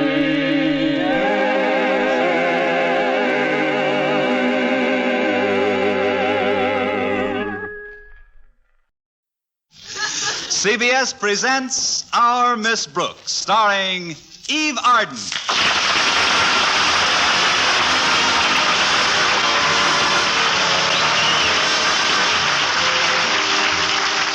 Our Miss Brooks is an English teacher at Madison High School. She can tell you everything you need to know about the present and past subjunctive, but she's not at all sure about the future. That is, her romantic future with biology teacher Philip Boynton. Like most men of science, Mr. Boynton is quite modest and reticent, especially when it comes to women. Well, this, of course, is in reality. But in the dreams of Connie Brooks, he's sometimes quite another fellow. Listen. Miss Brooks, I've decided to throw caution to the winds. May I call you Constance? Of course. Thank you, darling. Darling, with a little encouragement, this lad'll do all right. You're so lovely, so beautiful, so alluring. So why are you standing so far away? Oh, is this better? Oh, much. You're only 10 feet away now. Well, if I get any closer, I'm liable to kiss you. Please, dear, you're standing on my foot. Oh, my darling, when you're close to me like this, I feel enchanted. I seem to hear a little angel singing in my ear. What's that? Oh, fine. My little angel turns out to be Big Ben. Oh, quiet, you little dream butcher. Come in. Are you awake, Connie? Oh, yes, darn it. How are you this morning, Mrs. Davis? Oh, fine, dear. My, you must have had a very exciting dream. Aren't you warm with all those covers wrapped around you? Oh, I didn't notice them. Pardon me while I unravel. Certainly, dear. And while you're at it, you might as well unpucker, too. I brought you a little breakfast snack up on this tray, Connie. It's a brand new recipe I've just discovered. Oh, that's very considerate of you, Mrs. Davis, but I'd rather not try any of your new recipes for breakfast. The last one, as I recall, was Peruvian sprats fried in garlic salt and almond paste. Oh, you love this little dish. It's a sort of a cereal. I got so tired of the ones that crackle and pop in your plate. This one's real quiet. Oh, what is it, Mrs. Davis? Boiled pine needles. Boiled pine needles? Yes. First, I boil all the tar and rosin out of them. Why? That's the best part. Then I place them in extra heavy cream and coat them with powdered sugar.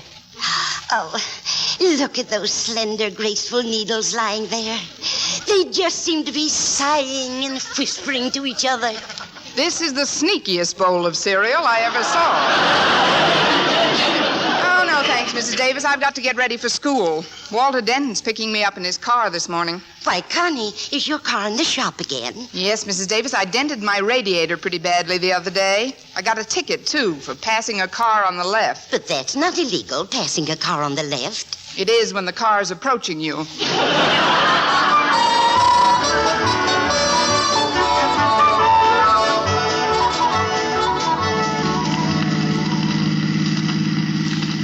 I'm certainly enjoying this ride, Walter. It's a beautiful day. Oh, it sure is, Miss Brooks. Notice anything different about the car? The car? Why, yes, the top is down, but... Walter, this wasn't a convertible. It was a club coupe with a hard top. Sure. Well, what did you do, take the top off? Oh, I didn't have to. It fell off. 12 of us went for a ride the other night. That's when it happened. 12? Oh, but that isn't safe, Walter. You shouldn't put 12 people in one car. Oh, they weren't all in the car, Miss Brooks. 6 of them were on top. That's why it caved in, I guess. I guess. I hope nobody was hurt, Walter. No, fortunately, there were all girls inside, and they're pretty soft. Yeah, with the exception of girl softball players, you're right. Was Harriet Conklin with you that night? Oh, sure. I haven't been able to get rid of her for a month. She says she's in love with me. Love. That is either cynicism or sinus trouble. What's the matter with Harriet Conklin, Walter? Why don't you like her? Well, outside of her being the principal's daughter, there's nothing the matter with her, but she's always chasing me. It must be hero worship. Oh, silly. Well, look, modest one, if I may make a suggestion, why don't you change your attitude toward Harriet? Be kindly but firm. In other words, make her realize that your association is strictly platonic. Oh, you mean like you and Mr. Boynton? Ooh. And without an anesthetic, too. I'm sorry, Miss Brooks. I know you're sort of fond of him, but he always seems so interested in his white mice and frogs and stuff. Gee, I like Mr. Boynton personally, but if you'll pardon my saying so, Miss Brooks, I think in certain matters he's real square. He ain't round. Well, here's Harriet's house, Miss Brooks. Will you excuse me a minute? I've got to take her to school, too. Her dad left earlier than usual this morning, so she's without a ride. Go right ahead, Walter. Oh, you don't have to come to the door, Walter. I'll be right there. Oh, okay, Harriet. Oh, who's that in the car with you, Walter? It's Miss Brooks, Mrs. Conklin. Who? Miss Brooks!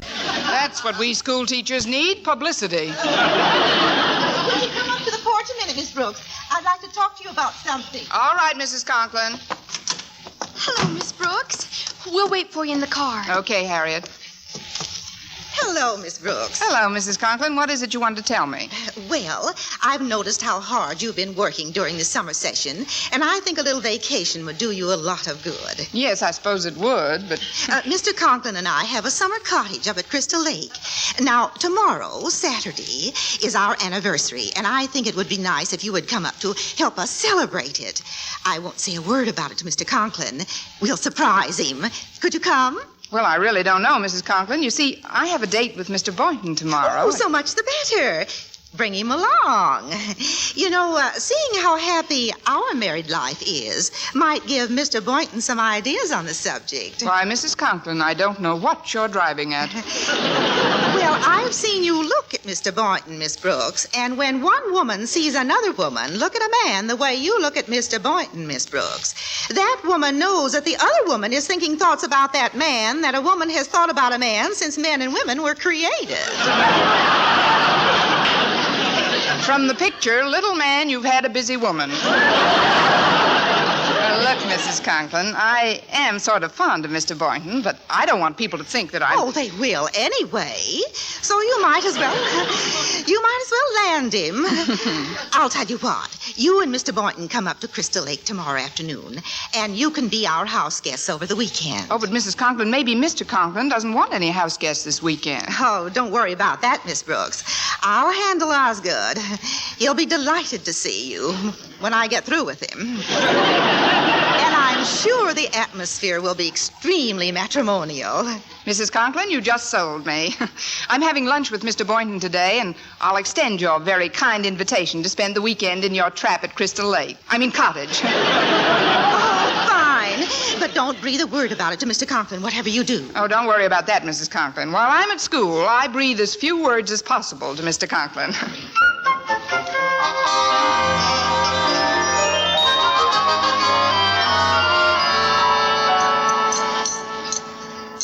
Well, how do you like the food in the school cafeteria this year, Miss Brooks? About the same as last year, Mr. Boynton. At least this beef stew is the same as last year. In fact, that's when I think it was made. Oh, this chili is pretty good. Would you pass the catsup, please? Oh, surely. I think the salt and pepper are over on your side, too. Salt and pepper on chili? Well, I like things well seasoned. Would you pass the horseradish, too, please? Here you are. Oh, thank you. Now, a little mustard, and I'm all set. For the coroner. What do you drink with your lunch, Mr. Boynton? A lit can of Sterno? I'm afraid I have a cast iron stomach, Miss Brooks. Really? Who helped you carry it to school? I've always liked hot dishes, Miss Brooks. I think spicy things enhance a meal tremendously. That goes for living, too, doesn't it, Mr. Boynton? What do you mean, Miss Brooks? Mr. Boynton, instead of our usual Saturday night date, how would you like to go away and spend a weekend together? Oh, what a shame, Mr. Boynton. You've got chili all over your red tie. But I'm wearing a blue tie. It's red now. I didn't mean to shock you like that, Mr. Boynton. I just thought it would be nice to get away for a while. Say, up to Crystal Lake. Oh, but... Check your motorboat, mister. Look,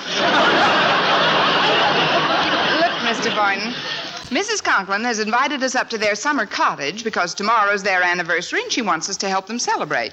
Well, I wouldn't want to deprive you of any fun, Miss Brooks, but... Good. What time will you pick me up tomorrow? Well, I guess I might as well be a good sport. I'll call for you at 10 o'clock. Fine. Pardon me, Miss Brooks. Mr. Boynton. Oh, hello, Mr. Conklin. At ease. On your way back to class, Miss Brooks, I'd like you to stop in my office for a moment. There's something I'd like to discuss with you. Certainly, Mr. Conklin. I'll be there in about 10 minutes. Very well. As you were.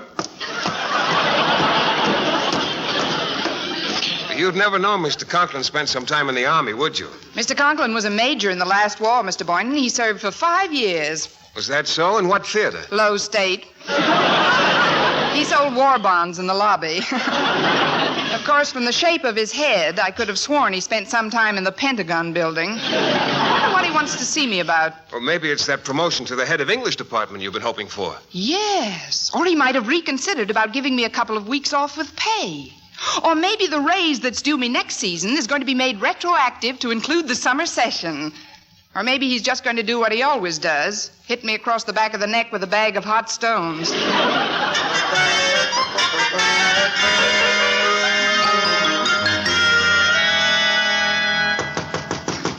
Come in. You wanted to see me, Mr. Conklin? Oh, yes. Come in, Miss Brooks. Sit down, won't you? Now, I have no desire to pry into the personal lives of any of my teachers. Good for you, Mr. Conklin. I always say that a person's life... However, I've noticed that lately you're spending quite a bit of time both in and out of school with Mr. Philip Boynton. People are beginning to talk. What people, Mr. Conklin? Well, members of the school board. They're still considering you as a possible new head of the English department. You know how they feel about fraternization among the faculty at Madison, Miss Brooks. And well, it would be different if you were married or even engaged to Mr. Boynton. But, Mr. Conklin, how can one ever get engaged if one doesn't fraternize with one, or one more than one, if necessary, to find the right one? That is your problem, Miss Brooks. Now, I'm not asking you to stop seeing Mr. Boynton completely, but I do wish you'd think twice about your public meetings. Maybe you could... Find a hideaway? Miss Brooks, that's not what I had in mind at all. Me either, but don't knock it until you've tried it. That is, I wasn't going to...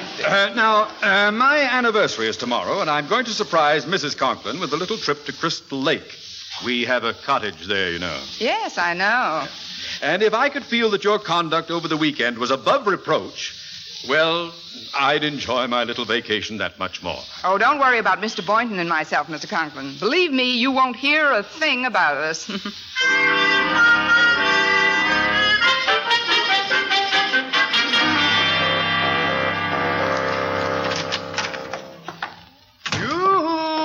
Martha, I'm home from school. That's nice. Go in the pantry and make yourself a peanut butter sandwich, Harriet. Harriet? It's me, Martha. Osgood. I'll be right down, dear. I've been expecting Harriet any minute. Osgood, I've got a surprise for you. Well, now, that's a peculiar coincidence. I've got a surprise for you. You have? What is it? Now, what's yours? Well, I thought it would be nice if we spent our anniversary in the cottage at Crystal Lake. Oh. What do you say, Osgood? Shall we get away from it all this weekend? Yes, that's not a bad idea. Oh, good. I know we'll have a grand time, dear. Now, what's your surprise? My surprise? Well, I thought it might be a good idea if we spent our anniversary at Crystal Lake.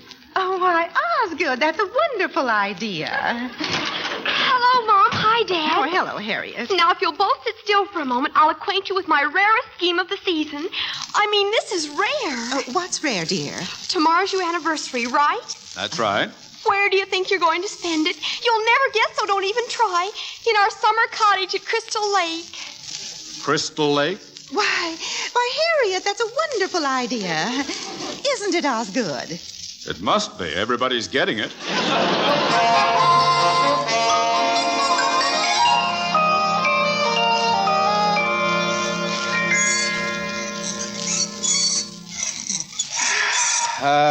This is the life. I'm certainly glad we didn't close this place up on Labor Day like we usually do. Oh, I knew you'd enjoy yourself here, Osgood.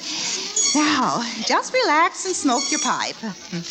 I've got a little dusting to do. Think I'll take a little nap. This hammock is very restful. Before you go, how about a little anniversary kiss, huh? Oh, but Osgood, it's only 1 o'clock in the afternoon. We weren't married until 3. That's all right. Let's have a little preview. Osgood, I declare I don't know what comes over you when we come up here. Must be the mountain air. It must be. Come here, baby.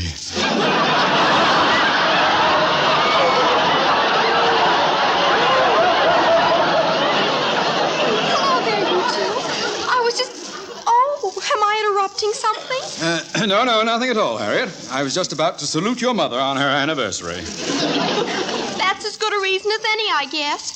Here's some wildflowers I picked for you both. Congratulations and many, many more happy anniversaries for all of us. Oh, thank you, Harriet. Now run along down to the lake, dear. Your father wants to take a little nap. Okay. I'll see if our rowboat's in shape. Don't forget we're going fishing this afternoon. Now you drop off to sleep, Osgood. And I'll wake you in about an hour. Fine. I'll get your bag out of the trunk. Oh, thanks, Mr. Boynton. Gosh, that was a long drive, but here we are. Yep. Now, it's right up these porch steps, I believe. Yoo-hoo! Anybody home? What is this? Who in the world? Miss Brooks. Mr. Boynton. What are you doing here?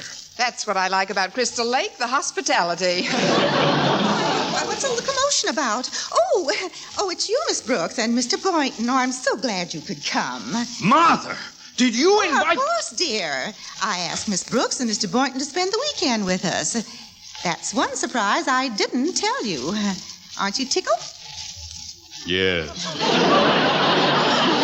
Well, then act it, Osgood. You certainly don't look tickled. Some people tickle easier than others. Well, maybe Mr. Conklin'd rather be alone. Oh, nonsense, Mr. Boynton. Osgood and I see as much of each other alone as we want to. We're already married, you know. Yes, I know. Congratulations on your anniversary. Oh, thank you, Mr. Boynton. I always say married life is give and take. Me too. If you'd have given me a little warning, I wouldn't have let you take me here. Now, you two must be all hot and sticky from your drive up here. I hope you both have a bathing suit. For Mr. Conklin's sake, I hope we each have a bathing suit. Well, I'll show you where to change. Just follow me and we'll all get ready for a nice dip. I don't want to go for a dip. Oh, now, dear, we must do the things our guests want to do. Why? As a matter of fact, I'm afraid I don't have a suit with me. I forgot to pack it. Oh, that's all right, Mr. Boynton. I'll fix you up with one of Mr. Conklin's. Now, come along, and you can nap for a few more minutes, Osgood. I'll take the folks in tow. Yes, do that. He sounds like he'd like you to tow us about 3 miles and then sink us. You just go right in here, Mr. Boynton. You'll find a bathing suit in the bottom drawer of that dresser. Oh, thanks, Mrs. Conklin. Now, here's the guest room. You and my daughter, Harriet, are sharing it for the weekend. Oh, is Harriet here for your anniversary, too? Yes. Oh, she's so devoted. Been like a daughter to us. Well, that's a coincidence. Now, before I leave you, dear, I want you to know that I planned this weekend for your sake more than anybody's. So I want you to take advantage of it. Oh, that's really very kind of you, Mrs. Conklin. Remember, all you have to do is keep close to Mr. Conklin and myself.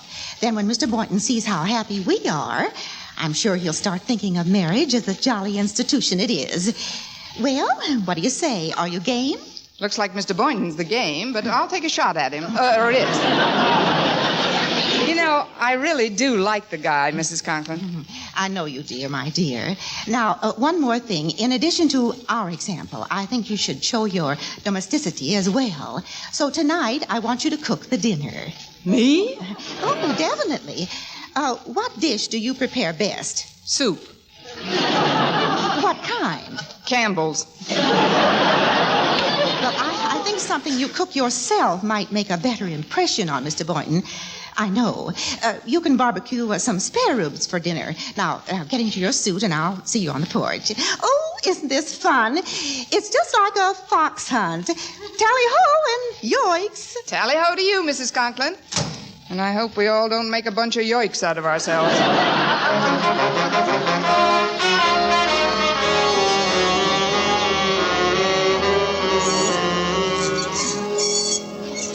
Stop rocking the hammock, Martha. I'm getting seasick.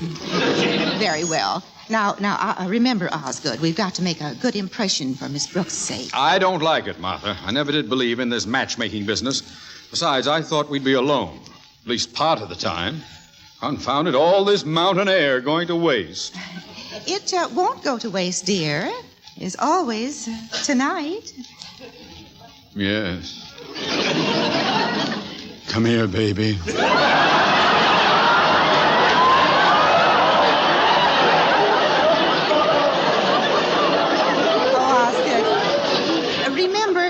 Remember what I used to call you when we were first married? Yeah. Call me it again, Martha. All right. Sugar cookie. Am I really your sugar cookie still? Well, your icing's a little whiter, but... Miss Brooks, where did you come from? Hello, Miss Brooks. My, what a lovely bathing suit. One piece, isn't it? Yes, it is. Look at Miss Brooks' bathing suit, Osgood. That's long enough. Miss Brooks, be sure and tell Mr. Boynton you made the suit yourself. Men love practical women. Oh. Hello there. Everybody all ready? Oh, it's Mr. Fox. Mr. Boynton, I mean. Why, Mr. Conklin's suit fits you perfectly, Mr. Boynton. Don't you think so, Miss Brooks? Yes, it's very nice. Aren't the sleeves a little wide at the wrist? That is one of my older ones. That's quite a suit you have on, Miss Brooks. She made it herself. Didn't you, dear? Yes, out of an old stocking and some pen wipers. Let's go down to the lake, huh?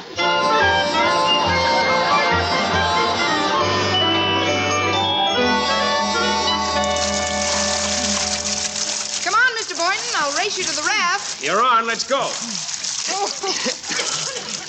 Yeah, here we are. I'll help you up, Miss Brooks. Oh, thanks, Mr. Boynton. Oh, that was wonderful. Welcome aboard, folks. Oh, hello, Mr. Conklin. We didn't know you were out here. That's all right, my dear. Let's go take a boat ride, Miss Brooks. Oh, nonsense. Why should you leave the raft? Why shouldn't they? Mr. Boynton. Yes? Last one in is a sugar cookie.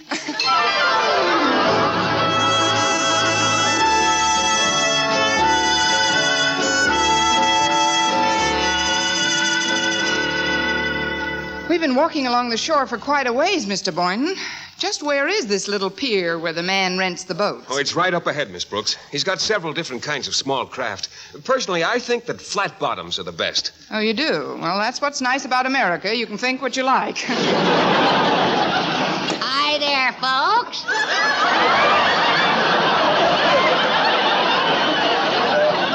I guess you want a boat, huh? Best way in the world to SYH. SYH? Spend your honeymoon. Oh, we're not married. We're just here to... Oh, not married, huh? Up here for a little P.S., private smooching. Just a minute. All you have to do is rent us a boat. Well, here's one right here with a small motor. Very nice. GFN, good for necking. We're not going to do anything of the sort. WSS, who says so? BT, bashful type. Well, go ahead. Get in, miss. Here, let me help you, Miss Brooks. There. We'll pay you when we come in, all right? Sure. Well, remember, miss, KYLOYHH. Keep your line out. You'll hook him. SL. So long. HDR, hit the road.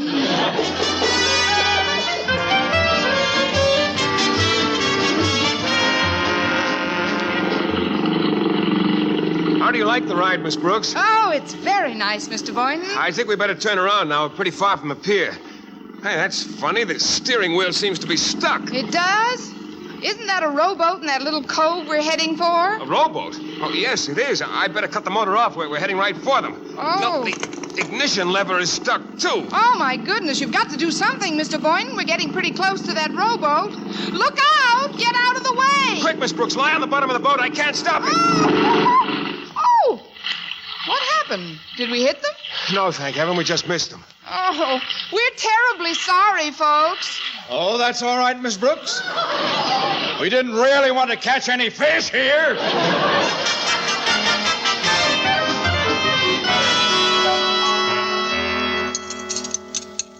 Oh, I love eating out in the open air. I'm sure that the spare ribs Miss Brooks barbecued will be delicious. Don't you think so, Osgood? I think I should have made them. My barbecue. But Mr. Boynton will enjoy them so much more because Miss Brooks did it. Won't you, Mr. Boynton? Well, yes, I suppose Here I they would. are, folks. I hope they turned out all right. I fixed a plate especially for you, Mr. Boynton. Thanks, Miss Brooks. Well, let's fall to, everyone. Oh, I'll bet they're delicious. Might as well taste it. What is this, anyway? No good? It tastes like charcoal. Did you do what I told you, dear?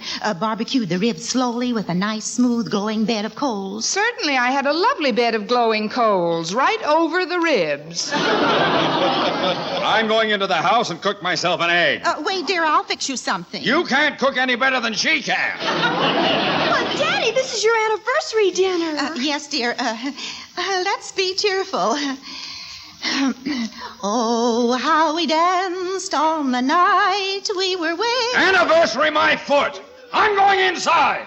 We danced and we danced, but she wouldn't drop dead.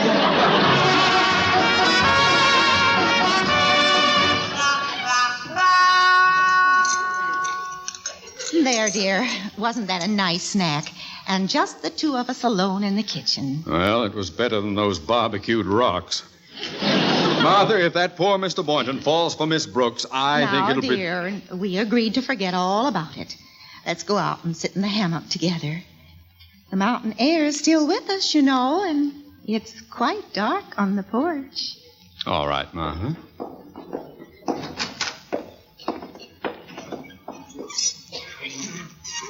What's this? Who's that in the hammock? It's us, Daddy.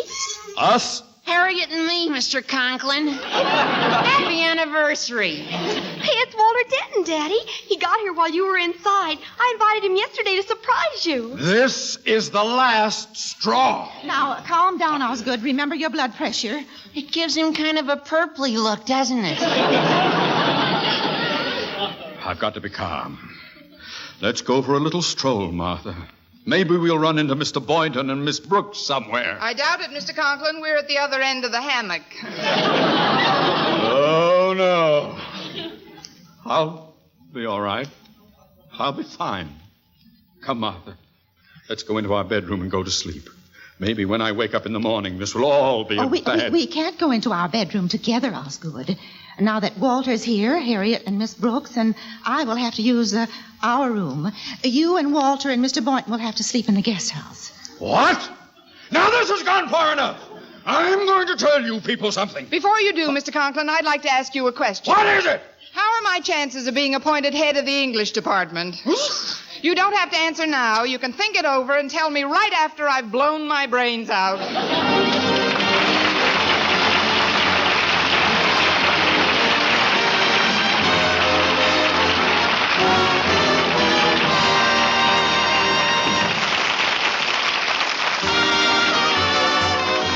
Our Miss Brooks, starring Eve Arden, is produced by Larry Burns, written and directed by Al Lewis, with music by Wilbur Hatch. Mr. Boynton was played by Jeff Chandler, Mr. Conklin by Gail Gordon. Others in tonight's cast were Jane Morgan, Dick Crenna, Gloria McMillan, Noreen Gamale, and Dink Trout. Bob Lamont speaking for CBS, the Columbia Broadcasting System.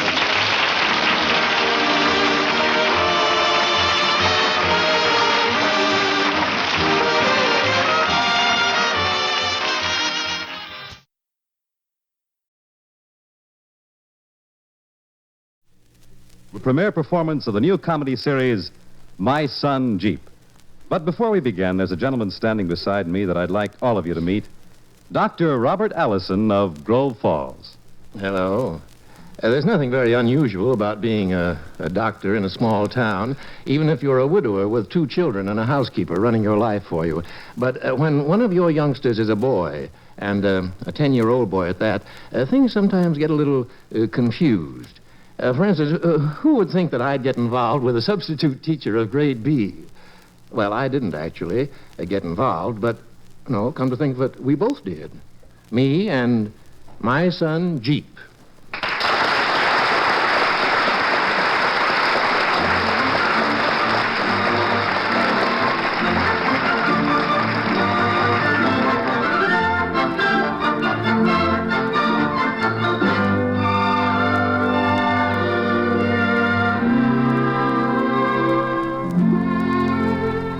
Yes, it's My Son Jeep, the warm-hearted adventures of the Allison family of Grove Falls, starring Donald Cook as Doc, and introducing young Martin Houston as wonderful, unpredictable 10-year-old Jeep Allison.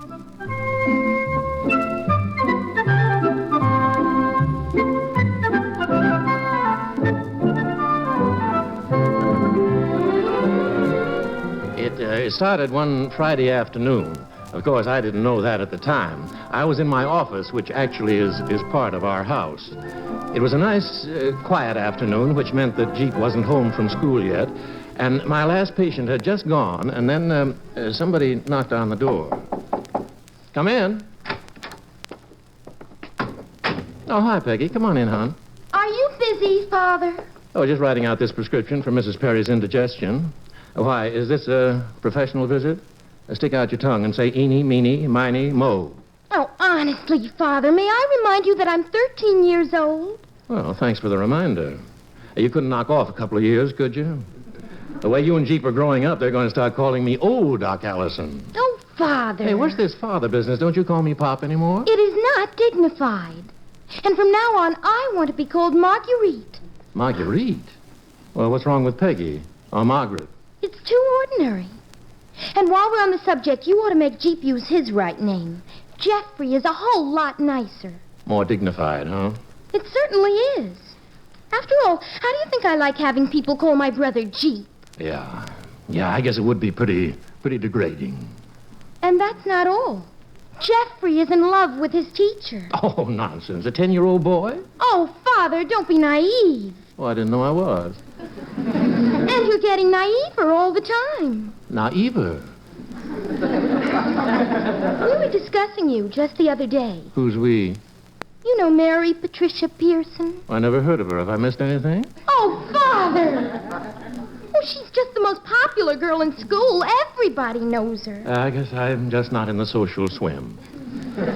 Anyway, we were discussing you. Well, that's nice. Mary Patricia figured out that it's because you're a widower. What's because? That you've just forgotten all about love and things like that. Oh, well, I haven't forgotten. Well, then why can't you understand that Jeffrey is in love with his teacher?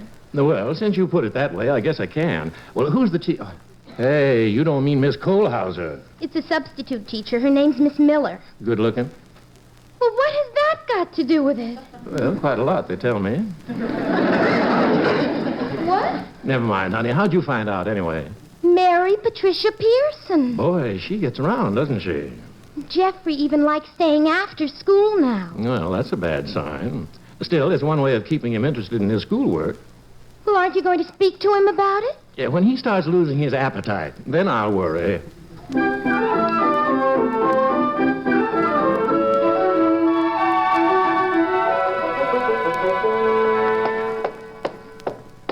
Hi, Miss Miller. Why, Jeffrey, what are you doing out here? School's been out for half an hour. I'm just waiting around. Well, I thought you boys couldn't wait to get away from school every day. Well, I was waiting to see you. That's very sweet of you, Jeffrey. I wish you were my regular teacher. You'll be glad to see Miss Kohlhauser when she gets back next week. No, I won't. You won't? No, you're prettier. Well, thank you, Jeffrey. What for? It isn't hard to be prettier than Miss Kohlhauser. Oh. I didn't mean you aren't pretty anyway. You are. Well, let's change the subject, shall we? Okay. Are you married? No, I'm not. Then why don't you come to my house for supper tonight? I don't know what we're having, but Miss Bixby, she's our housekeeper. She's a good cook, so why don't you come? Whoa, wait a minute, Jeffrey. Well, will you? I'd love to come, but does your family know that you're inviting me? No, but Pop won't mind. Your father's Dr. Allison, isn't he? Uh-huh. Well, don't you think you ought to ask him first? What for? I can bring somebody home if I want to. Well, I don't like barging in on people. Don't you want to come? Well, of course I do. She swung about 6 o'clock. We'll be waiting for you. But, Jeff... Oh, dear. I guess that's what's known as getting swept off your feet.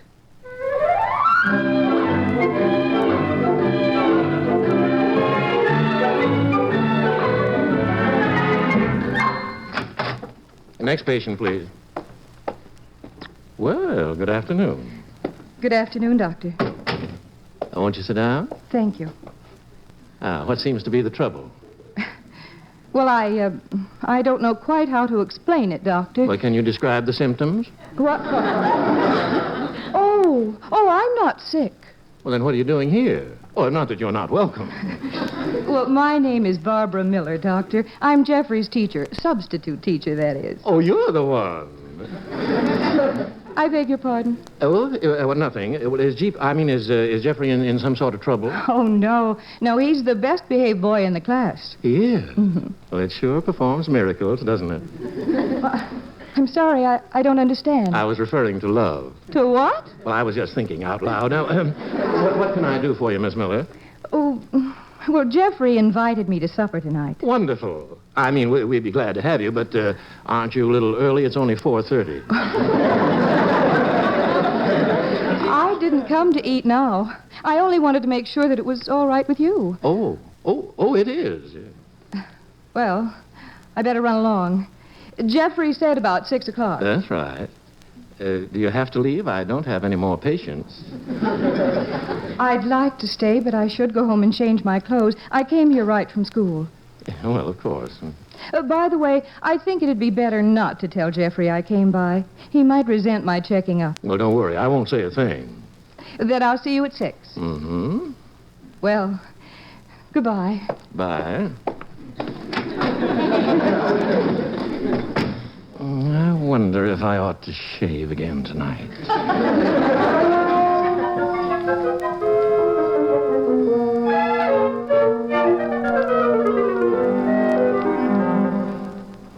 Mrs. Bixby, I hope you won't mind, but there'll be a guest for supper tonight. Well, I don't mind, but you could let me know before this. It's 5:30 already. Well, I should have told you sooner, but I had a few things to take care of. Oh, well.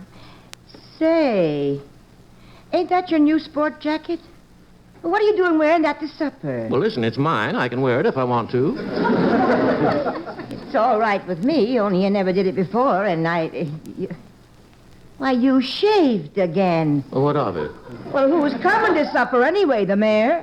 Hi, Pop. Hi, Miss Bixby. Listen, everybody's got to get dressed up tonight. We're having company. Well, who'd you invite, Jeep? Her name's Miss Miller, and she's my substitute teacher, and she's swell. Well, looks like we've got to put our best foot forward, doesn't it, Miss Bixby?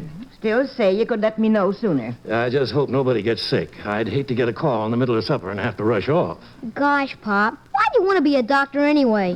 Sometimes I wonder. Heck, Tommy Barton's father only works 5 days a week, and he makes a lot of money. Doing what? He reads meters for the gas company. Does he make more money than you do, Pop?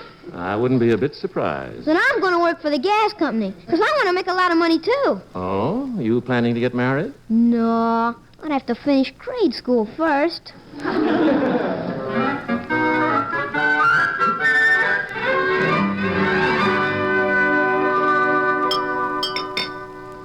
Another piece of pie, Miss Miller? Oh, thanks, no, Doctor. Peggy? Marguerite? I've had sufficient, thank you, Father. But not at all, Miss Allison. How about you, Jeep? Only one piece of pie? Hey, you sick? No. Well, something's wrong. You haven't said a single word since we sat down to eat. How could I? Gosh, I invited Miss Miller to supper, and you've been doing all the talking. Oh, I have? Well, yeah, I guess you're right. Okay, I won't say another word all evening. Well, what grade are you in, Peggy? 7A. You already know what grade Jeep's in, and I'm through school, so that takes care of that.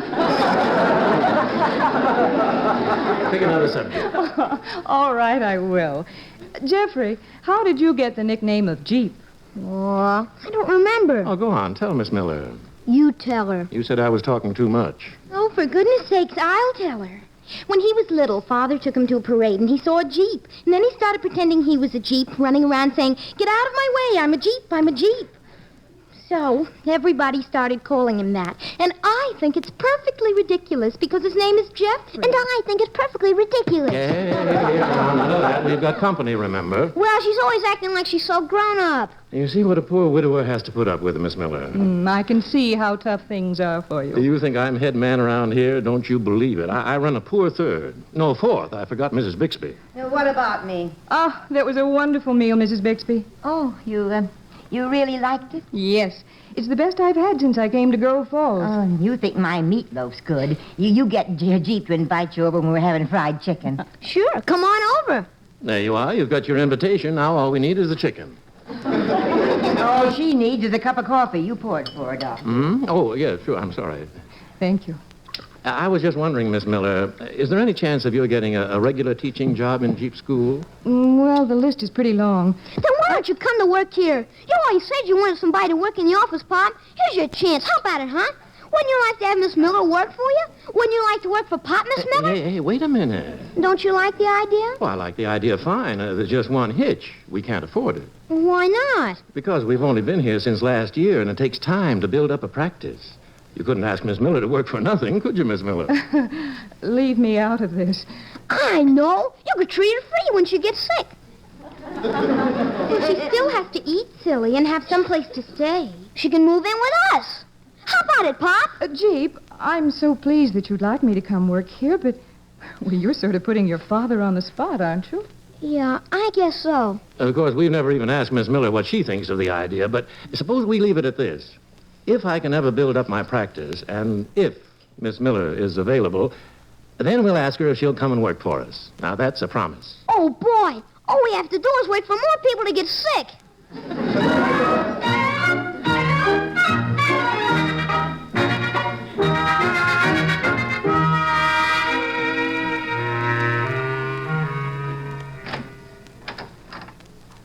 Hey, Peggy, you asleep?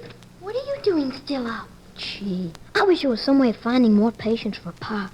What good would that do if they don't pay? What do you mean? I heard Father say some of his patients don't hardly ever pay their bills. They let him go for ages. Why doesn't Pop make them pay? It's got something to do with, ethics. Well, what's that? Never mind, that's what it is. But gosh, if people owe you money, you gotta go out and ask them for it. A doctor is not supposed to. Why not? Ethics. Say, why couldn't I do it? Do what? Get the bills out of Pop's desk and collect the money myself. Then Then we'll be rich and Miss Miller can come to work for Pop. Oh, go to bed, G. And if he needs new patients, I'll get him some of those, too.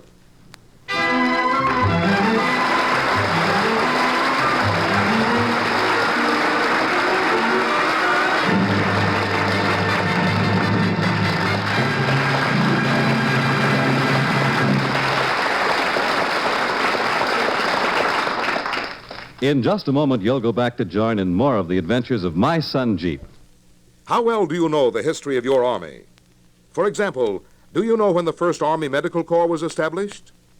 The actual work of the Army's medics is almost as old as the Army itself, going back as it does to the time when our country first became United States. In 1789, for instance, the first Congress appointed Richard Allison of Pennsylvania as surgeon to a corps of 700 men. For the following 9 years, Congress appointed medical officers for individual regiments, and in 1798, James Craik of Virginia was named to the newly authorized post of Physician General.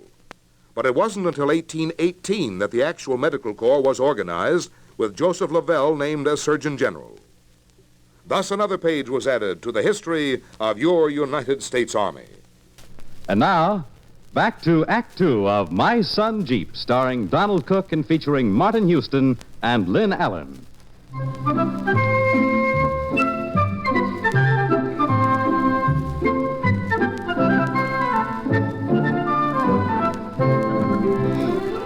The next morning, it was a bright, sunshiny Saturday. We were all in the kitchen finishing our breakfast. More toast, Jeep? You mean no thank you, Mrs. Bixby, don't you? That's what he said. Pop, you did say we could have Miss Miller here if business picks up, didn't you? Boy, you sure got a one-track mind. Well, didn't you? Yes, I did.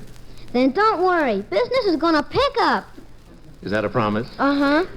Well, that takes a load off my mind. It's nice to have one optimistic person in the family. And now that you've reassured me about our future patients, I better get started taking care of the ones we've got. I'll see you later. I better get started, too. Doing what? You know, what I told you about last night. Hey, you want to help me? I should say not. Of all the silly ideas.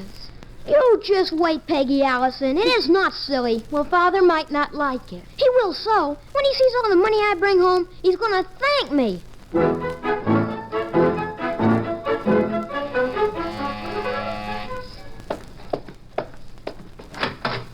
Well, hello there, little boy.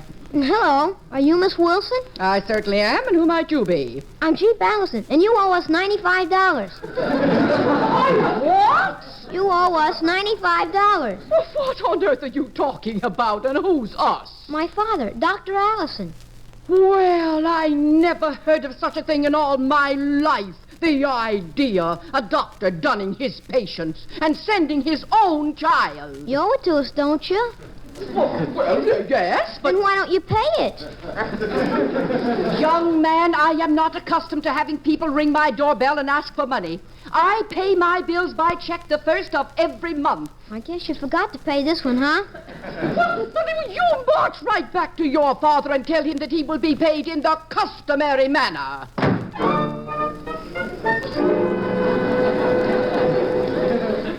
$35. That's right, mister. You know, I'm glad to see you, young fella. You are? Most of the others acted kind of mad. Well, not me. I won't explain why I haven't paid that bill. I've been meaning to write Doc a letter. You know how it is with letters. Oh, sure. You see, a couple of weeks after your dad fixed up that blood poisoning I had, I got laid off at the plant. Gee, can't you get another job? Oh, I'm going back to work next week, and I'll pay your father as soon as I can. Oh, that's all right. If you're too poor. Now, wait a minute. After all, you do have to eat. I am eating. I'll just tear up your bill. You will not. I ain't never asked for charity. You go back and tell your father I insist on paying him every cent I owe.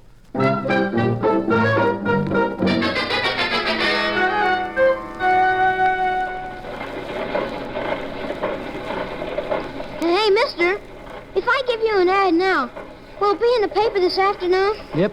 Got it wrote out? Uh-huh. Here. Can you read it? Let's see.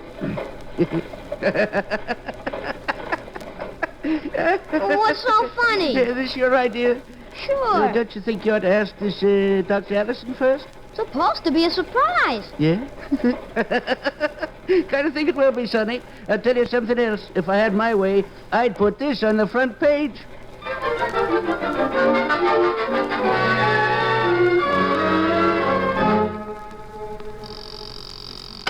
Grove Falls Hospital. Dr. Haskell, one moment, please. I'll connect you. Well, hello there, young man. Hello. Are you here to visit a patient? I want to find out if you have any extra work around here. Work? You mean for you? No, for my father. He's a doctor. Oh? See, we need money, so if you have some work for him, doctor's work, it'd help us out. What's your father's name? Dr. Robert Allison. He's a very good doctor, too. You don't have to worry. So if you have any operations or... Well, right now, I'm afraid we don't have any. Oh.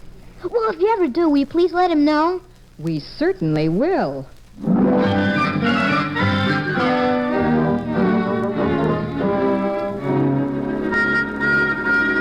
92, 93, 94, and here's a $10 bill. How much is 94 and 10, Miss Miller? 104. $104. That's how much I collected. Gee, I've never heard anything like this in all my life. I don't know what to say. Gosh, I thought you'd be proud of me. But you act like I did something wrong. Well, that's a moot point. What's moot? Never mind, dear. I am proud of you. Oh, I did other things, too. Ooh, I know I shouldn't ask. But what else did you do? I put an ad in the paper. An ad? What kind of an ad? I made it up myself. Here, look. Oh, no. I did something wrong, huh? Oh, yes. You're right. I should have made the ad bigger.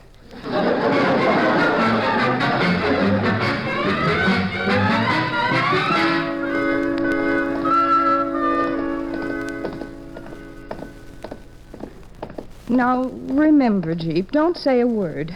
When we go into your father's office, you let me handle the whole thing. Yes, Miss Miller. And I don't think I'd better tell him everything all at once, either. Well, here we are. There you are, young man. What have you been up to? I'm not supposed to say anything. Miss Miller said she'd say it. Oh, hello. Hello? I don't know whether I'm going or coming. You don't know what's been happening. Yes, I do. There must have been 24 phone calls from people yelling about me sending out a young boy to collect my bills. At first, I didn't even know what they were talking about, but now I Jeep. Yes, Pop. I want a complete explanation, and I want it now. Is it all right if I tell you, Doctor? Well, I don't care who tells me as long as I find out. Well, I think you'd better sit down first. What for? Well, it's, there are a few things you don't know. Oh?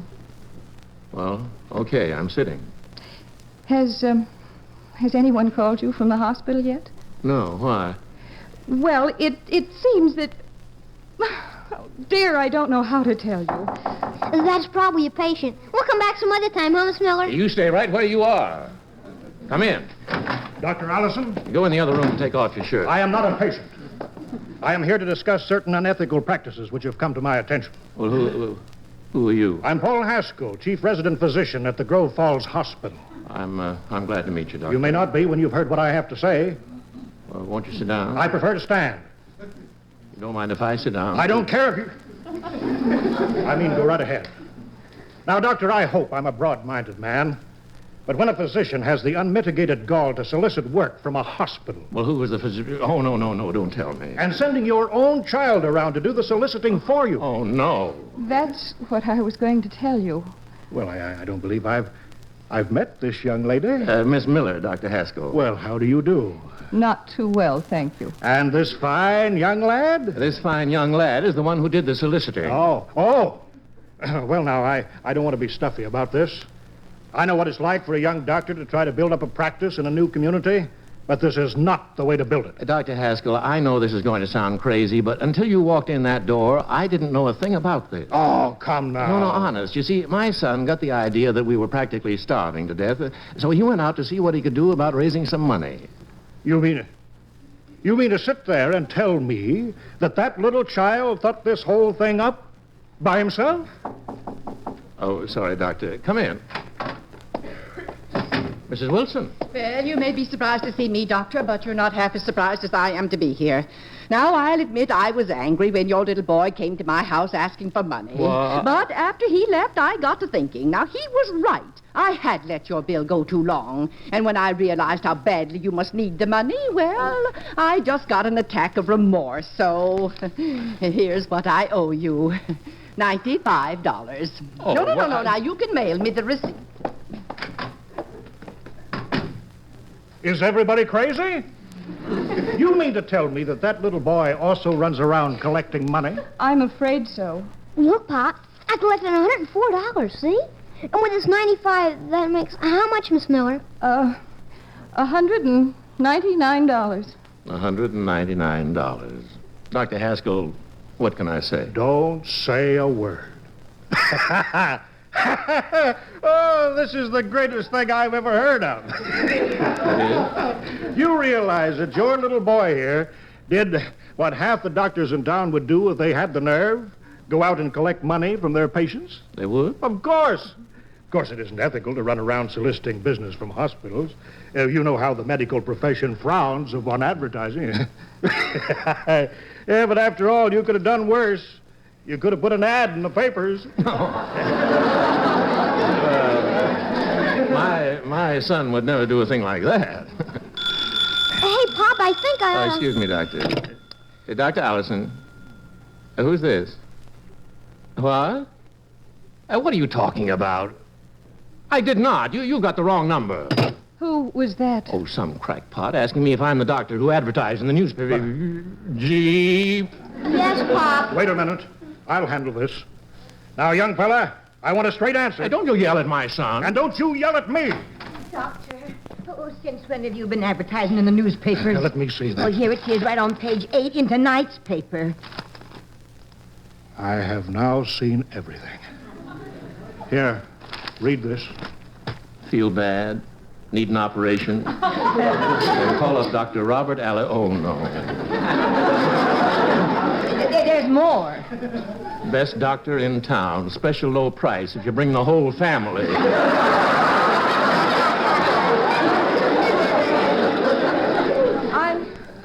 I didn't know how to tell you. I think I'll go outside and play. Jeep, you stay right where you are.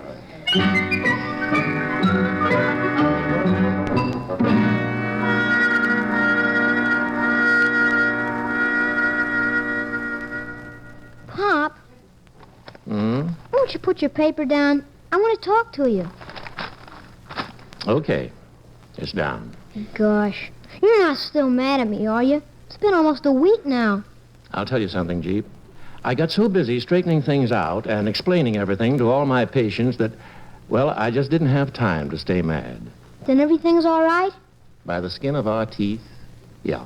But I mean between you and me. Oh, sure it is, son. I even learned something from all this. You did? So many of those people you called on started paying their bills that I realized that if I had somebody to take care of the office and send the bills out regularly, well, people would pay them. Gee, does that mean we can ask Miss Miller to come to work for us? Yeah, I guess it does. Can I call her and tell her? I've already done it. I was going to save it for a surprise. She starts work tomorrow morning. Golly, that's swell. Yeah. I don't know how, but it all turned out all right. I even got a call from Dr. Haskell asking me to have lunch with him. That's good, huh, Pop? Uh-huh. Just one thing, old boy. What? If you get the impulse again to help me, please, think twice. But, Pop, I did think twice, and it still seemed like the right thing to do. Then from now on, Jeep, think 3 times.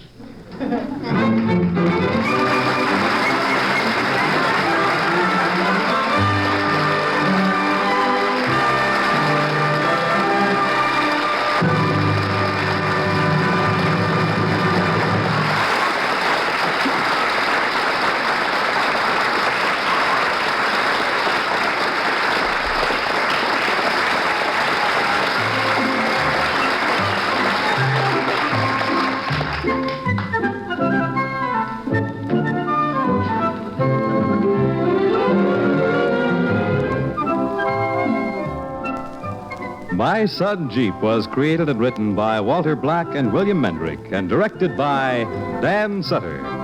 Music selection by John Geller. Tonight's cast included Lynn Allen as Barbara Miller, Joan Laser as Peggy Allison, and Leona Powers as Mrs. Bixby, with Wendell Holmes, Ethel Wilson, Ellen Leslie, Louis Van Ruten, and young Martin Houston as 10-year-old Jeep. Starring in the role of Dr. Allison is one of America's finest comedians and most versatile performers, Donald Cook. And now, this is Fred Collins inviting you to be with us again next week, same time, same station, for the next delightful episode of My Son Jeep.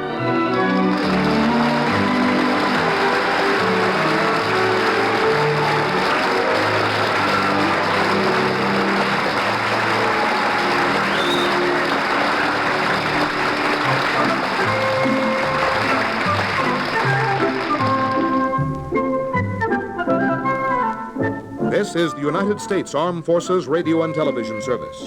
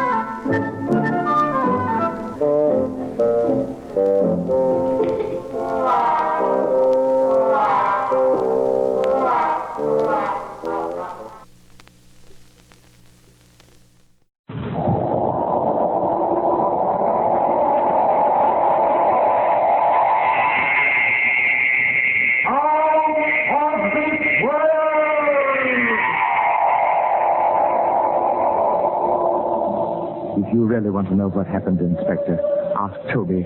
Yes, Toby, who is only a ventriloquist dummy, but who knows more than you think.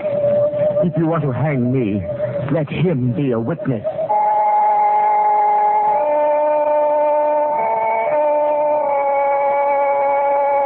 Out of this world. Columbia's parade of outstanding stories of those moments when reality turns to illusion, when fancy becomes fact, sharp, shocking fact.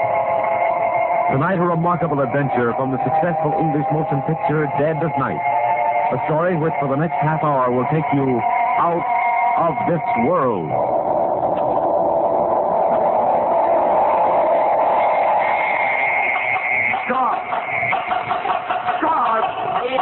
Pumpkins here now. Enough of that noise. You're disturbing all the other prisoners. God, tell me, where's Toby? What have they done with my Toby? Ah, so it's Toby again, is it?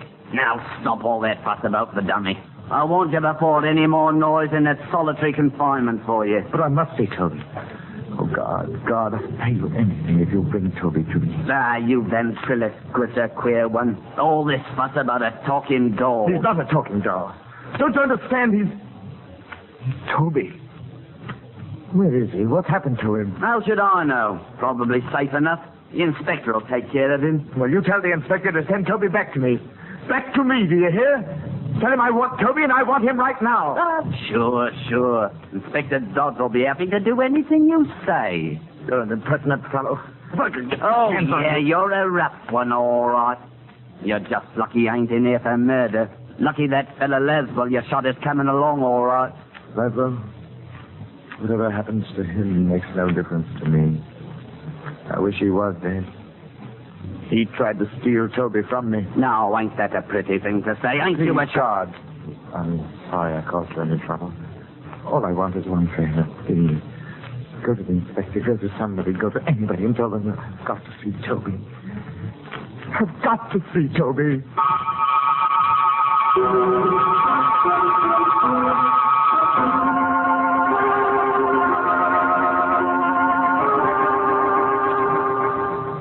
Tompkins, Inspector. He's raising a devil of a row down in the tills. Keeps yelling he wants his dummy brought back to him. I see. Well, if letting Tompkins have the dummy will keep him quiet, perhaps we can arrange it. Oh, good heavens, sir. Is that him there, in the chair? Huh? Oh, yes, that's Toby. How cool. Sits up in the chair real lifelike, don't he, Inspector? Amazing, ain't it? It's fantastic that a man could be attached to such a thing. Queer how Tompkins keeps saying, if you want to know why he shot Laswell, ask the dummy. He's an odd one, all right. Imagine asking anything from the likes of this. Such a blank, idiotic little face he's got. Yeah. So you're Toby, are you? So it's you that's responsible for all the trouble I'm having with your master today. Poor Mr. Tompkins. If I wasn't a mild man, I'd change that smelly smirk on your face. I'd give you a real sad look, I would. All right, now hold on there. Do you think that stick of wood will answer you? Eh?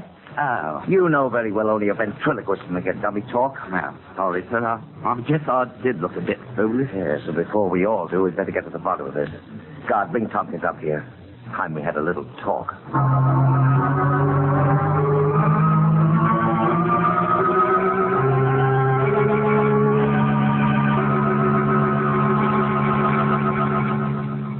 Tompkins, if I promise that Toby will soon be returned to you, will you cooperate with me? Toby? Is he here? Is he near me here? Yes, but you can't see him Oh, yet. but I must see him, Inspector. You will, but not before I have certain facts. Certain facts? About your quarrel with Nell Laswell. Now, if you tell me the whole story, I may be able to help you. Help me? Why? Why should the police help me? Because it's part of my job. Yes, but you've done your job. I've admitted I shot Laswell. I did it. What else matters? Your motive. He tried to steal Toby from me. Isn't that motive enough? Tompkins, I really can't understand you. Understand?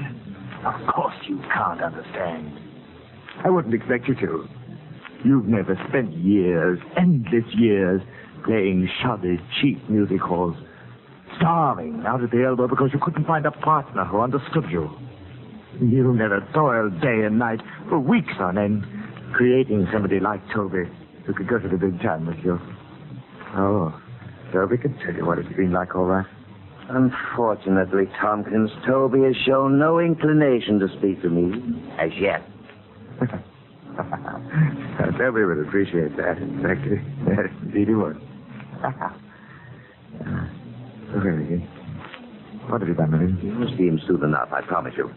But first, I want to know what makes you think Mel Laswell tried to steal Toby. Oh, I was aware of Laswell's intentions right from the start, Inspector. Even before I met him. I had a premonition that somebody might separate me from Toby. I couldn't stand that. I was much to him, yes. He to me. I see. When I met Laswell at the club that night, I realized almost at once that he might be the one to cause the trouble. I suppose you see, Laswell, you know the sort he is. Regular troublemaker. Yes, Tompkins, I've seen him. Now come to the point. As I intimated before, Toby and I have been playing all the better music halls for the last few years. Top billing, you know. And then we got our engagement at the Kit Kat, West End nightclub. That's about as high as Toby and I, or any act for that matter, can go. We were standing backstage, waiting for the dance act to finish their turn. It's only a standard act, not particularly hard for us to follow. And then Bigelow, the master of ceremonies, came along.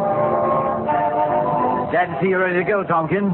You're on as soon as they finish the waltz. We know our act, Mr. Bigelow. Well, just so you know yours as well. Not so bad. Well, I don't want him to forget to take the chair out tonight. I have the chair right here. Now, don't worry. It won't happen like it did last night. And do us the favor of getting off the floor when you've introduced us. You messed up the whole first part of our act standing behind us. Here now. Now, don't say that. After all, it was your opening night, and how was I to know your act? You did it deliberately. You were trying to cut in on our laughs. Now, look here. I don't have to take this kind of stuff. Toby, that was not at all professional. Mr. Bigelow, I apologize, and Toby doesn't seem to have the grace to do it.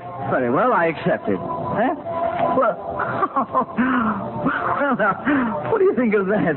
How's you take me in, Tompkins? excuse if I don't get to thinking that dummy is a living thing. Bigelow is a terrible ass, isn't he, Tompkins? By Joe, it's remarkable. Tremendously real, you know, the illusion. Oh, rock. Oh, by the way, you'll want to be particularly good this evening. You have a rival out there. Who? Laswell. Mel Laswell, the American. The ventriloquist from the States. Laswell? Oh, don't tell me you haven't heard him on the wireless. Here, look. Have a look. He's at the front table over to the left. Oh, yes. Yes, I see him. And who's the gorgeous young lady? His wife. He's awfully good. World's greatest ventriloquist, I've heard say. I like her. Don't you recognize Presidency, Bigelow? He may be the best, and again, he may not be the best. And you're pretty jealous, aren't you, Tompkins? I'm nothing of the sort.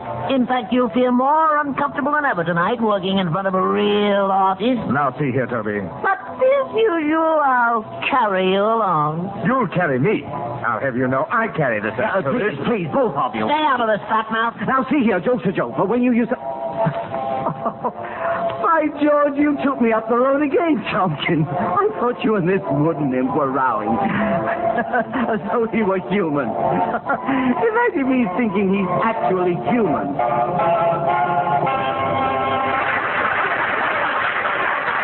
Stop blabbering, Rubber. Let's get out there and bring us on. Yes, of course. And don't forget the check. Oh, wait a minute. Oh, here it is. Look, I'm going to introduce Laswell before I bring you off. Must you?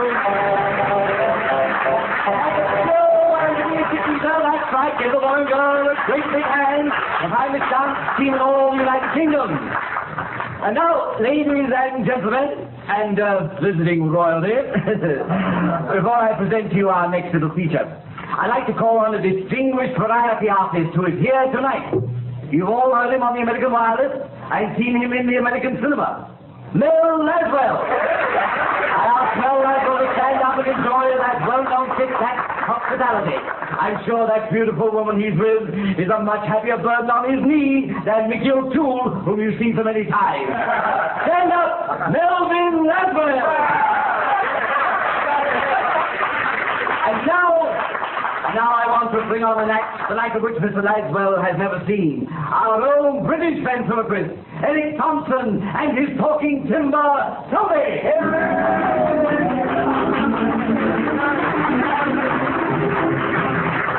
Well, good morning. Hey, Tompkins, go easy on that morning stuff. How come, Toby? Oh, that man over there looks like the truant officer. Why, that shouldn't bother you, Toby. You've been a very good boy, haven't you? Why, yes, but I'm out of school. Out of school? Why? Appendicitis. Out of school because you have appendicitis? No, not because I have it, but because I couldn't spell it. Now, Toby, my lad, you better watch that appendix of yours. After all, people die of appendicitis, you know. And then you'd be a skeleton. I bet you don't even know what a skeleton is. Get a good grip on your nose, darling. That guy's got the worst material in the British Isles. No, what a skeleton is. Act as though you're enjoying this. People are watching Well, you. then, what is a skeleton? A skeleton is a lot of bones with all the people scraped off. You know, Toby, I saw a very strange thing the other day. Toby, are you listening to me? I said I saw a very strange thing the other day. All right, you saw a very strange thing the other day. I don't blame the dummy for being embarrassed. My master. Now, Toby, that's not the proper attitude for a bright lad like you. I said I saw a strange thing the other day. There were 12 men standing under one umbrella, and not one of them got wet. And not one of them got wet.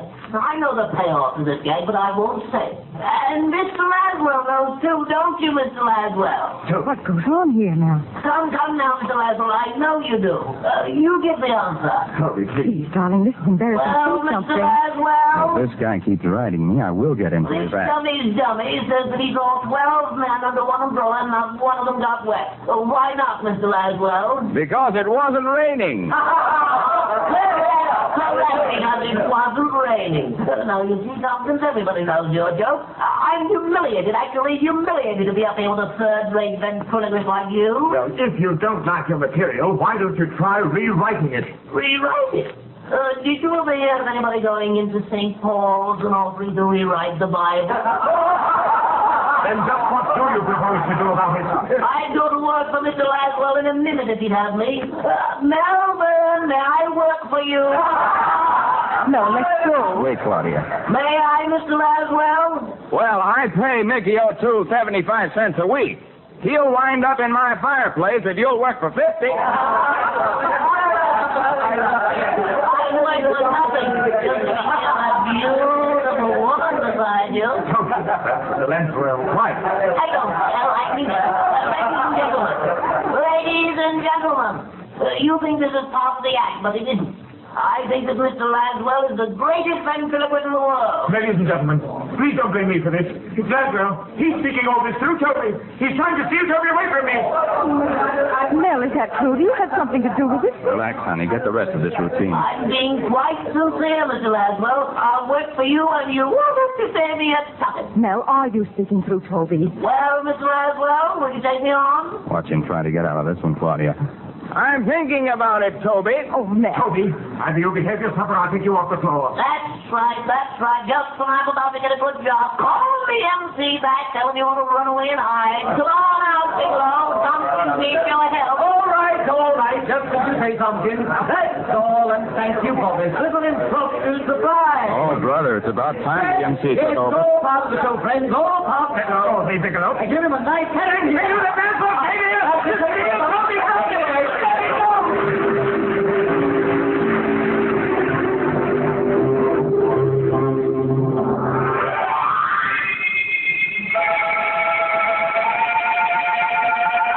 That's how I knew, Inspector, that Laswell had taken more than casual notice of Toby. Oh, I could have forgiven him for his interference on the floor of the club.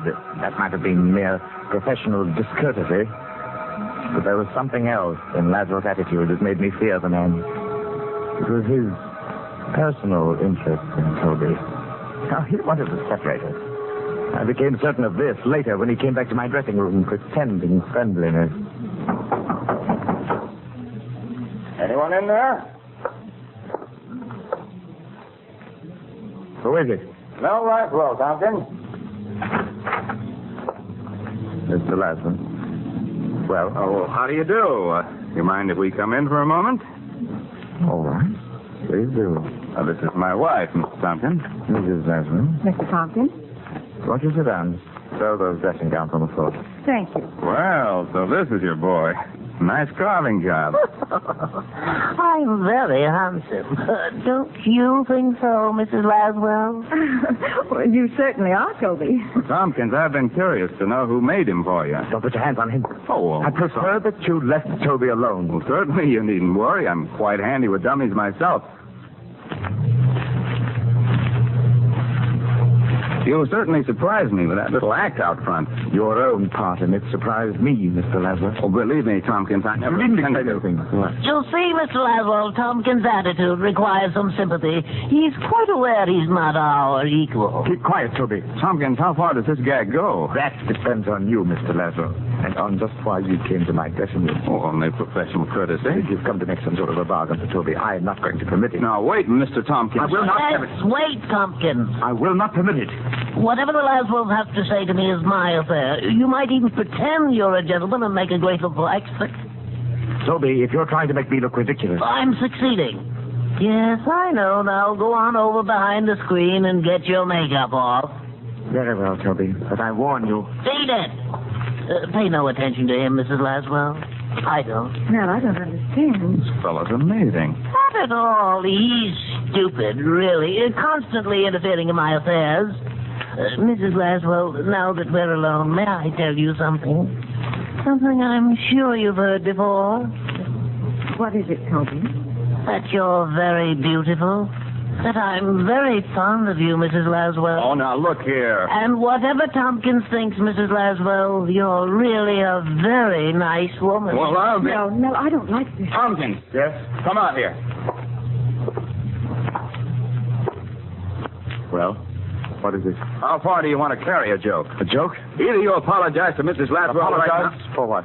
For the last crack you just made through Toby. Did I? Listen, you... Really, Mr. Laswell, I don't know what you're talking about. Mel, darling, let's get out of here. You're not going to leave me, are you, Mr. Laswell? Please don't. You're an awfully funny fellow, Tompkins. Don't blame me for all this. Take me with you, Mr. Laswell. I just want to be near her. If you're afraid I'll make love to her, you needn't worry. I wouldn't. Tompkins, this is the most disgraceful demonstration I've ever heard. What can I do about him? Mel, please, come on. I love her. I'll do anything if you'll just let me go with you, Mr. Laswell. Anything. All right, Tompkins, you asked for it. Oh, no, Mel, don't hit him. Don't hit him. Oh, Mel. Why did you do it? The man's not natural. What's going on? I don't know what's eating that fellow. A rib's a rib, but he doesn't know where to stop. I guess he got the last laugh on me, making me lose my temper. Well, he doesn't seem to be doing much laughing. He's all right? He's a bit done in. Can't say he didn't have it coming, though. Oh, darling, I'm glad he didn't break the dummy when he fell. And you do care what happens to me. I love you, Mrs. Laswell.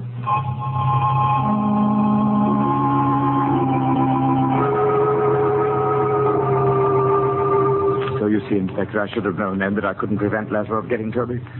I knew they'd be plotting, the two of them. I see. One question, Mr. Tompkins. Yes. Would you say that Mrs. Laswell is an exceptionally attractive woman? To some men, perhaps. And since we know that you think and speak through the dummy, isn't it just possible that you may yourself find Mrs. Laswell appealing? Oh, what is this rubbish you're talking? Are you interested in learning the truth of what happened, or are you trying to muddle me up? I'd like to hear the matter out, Mr. Tompkins. As you well know, I was sacked by the Kit Kat on the spot. I hardly spoke to Toby all the way home. I wanted to impress upon him the misfortune he'd caused us. At first, I hoped that Toby's attentions to Mrs. Laswell had embarrassed them both so much that Laswells would no longer feel any interest in him. But in my heart, I knew the Laswells hadn't finished, but at that very moment, they must have been plotting. Plotting their next move to get Toby away from me. I'll tell you what that next move was. In our hotel, I carefully turned the key in the lock. Toby and I were secured for the night. I put him in his own little bed and then made ready for bed myself. As I moved around the room, his eyes followed me scornfully.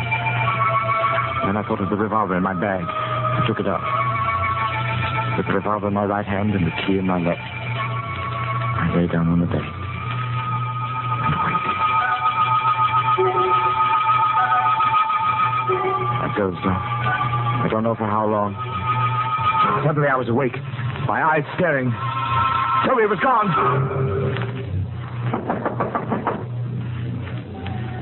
What is it? Laswell, I want to talk to you. Mel, be careful. It's Tompkins. The door is locked.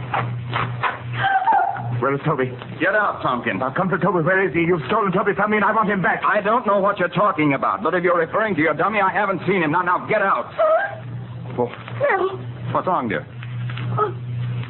On the floor. On the floor at the foot of my bed. Toby. Toby, there you are. I found you.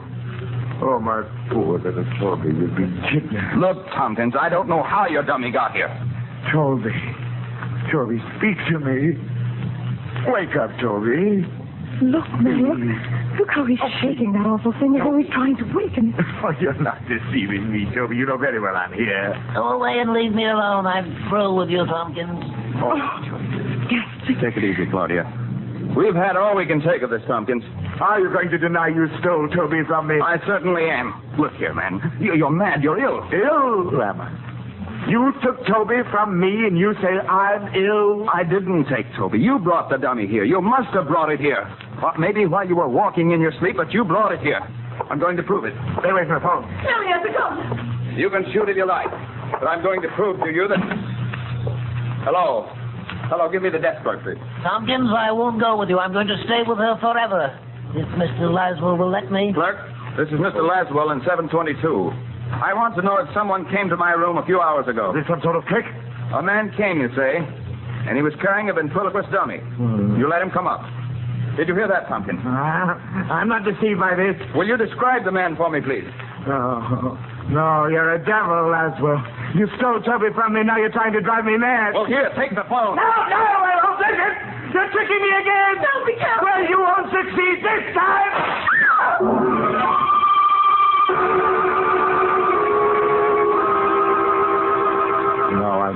deny that I shot Laswell, Inspector, but I believe the provocation was ample. I dare say you will agree. After all, Laswell turned a friend against me. An old and a very valued friend.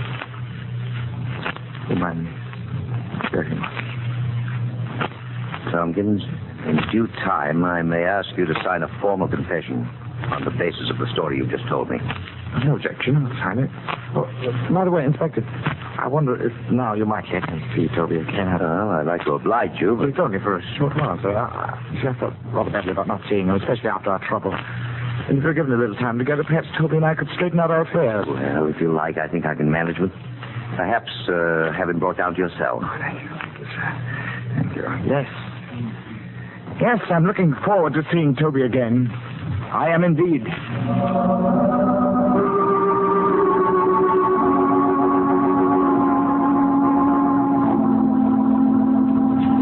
And that's the story as Tompkins told it to me, Mr. Laswell. And it's incredible. I had some idea what was going on in the fellow's mind, but that is... Mel, I'm so sorry for it. Just one question, Mr. Laswell. You'll pardon my asking. Yes? Did you have anything to do with what's happened to the Kit Kat? I mean, you didn't project your voice through Toby. Certainly not. So I thought. This business has me baffled. If I thought Tompkins might be more dangerous than he's already proved. Well, I'm afraid there is that possibility, Inspector. Huh?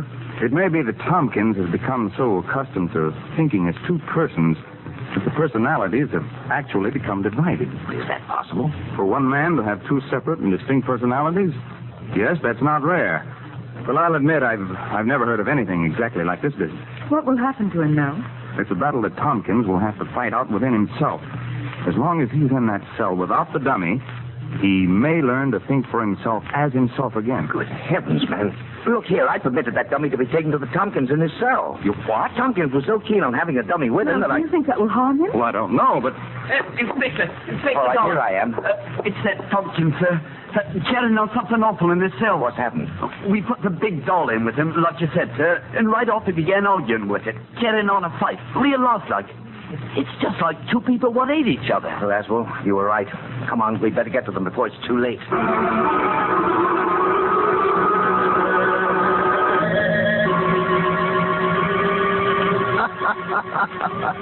Well, all I can say is I knew you'd wind up this way sometime. Put away for keeps, a jailbird. Oh, Toby, I can't stand you having to talk to me that way. How can you be so ungrateful? I made you everything you are. Ha! You made me, did you? You were the smallest of the small till I teamed with you. Have you forgotten that once you were an empty, lifeless stick of wood? Oh, come off it, Tompkins. You're a regular slush pot of sentimentality. Please, be a little kind to me. Get away from me.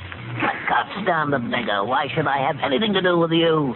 You've never done anything right. You couldn't even kill Lazarus. Oh, shut up, Toby. Shut up. Don't torture me. I wish you had killed him. Then his wife would belong to me.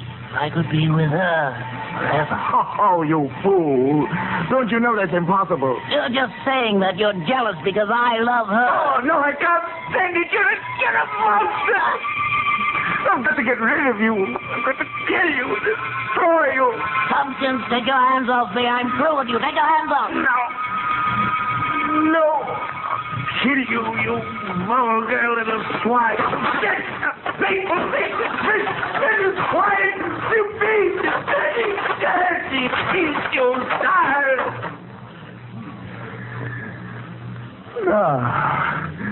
Now, talk back to me, you little monster. Now tell me I failed at everything. I smashed your face.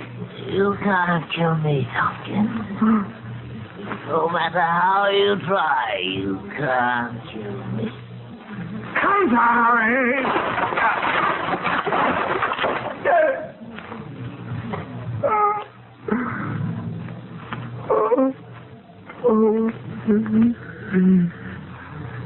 Tell me, what have I done?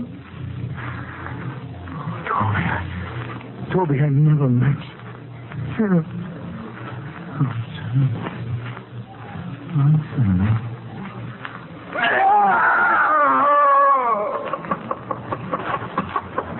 Down this way. There we are. Mel, he smashed the dummy. Steady, Claudia. Oh, I didn't realize. We didn't reach him in time. He seems to have fainted. I guess we better see what we can do for the poor devil. Certainly made a pile of kindling out of his dummy, didn't he?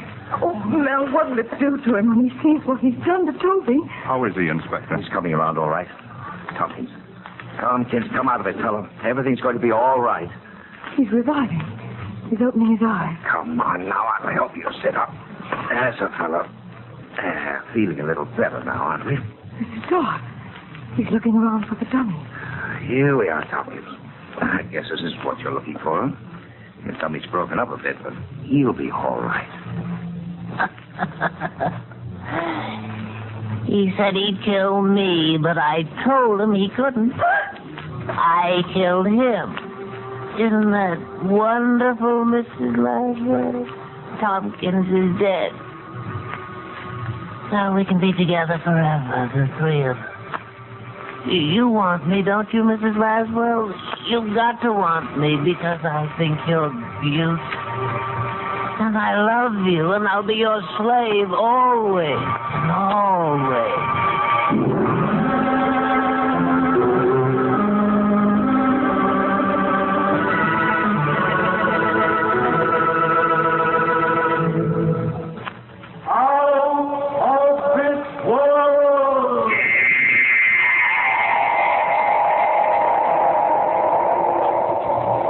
For the past 30 minutes, CBS has presented Out of This World, bringing you Charles Gusman's adaptation of the motion picture Dead of Night. Barry Kroger was featured as Tompkins and Art Carney as Toby. Original music by Albert Berman.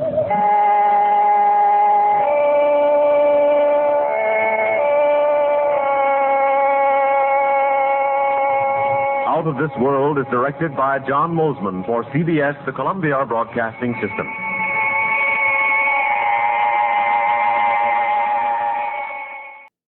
Thank you for joining us this Sunday evening. We'll be preparing soon for a Halloween edition.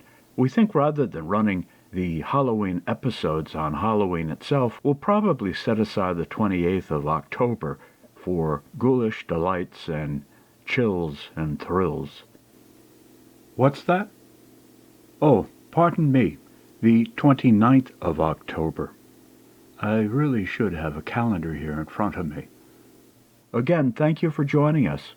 Have a good night. Sleep tight.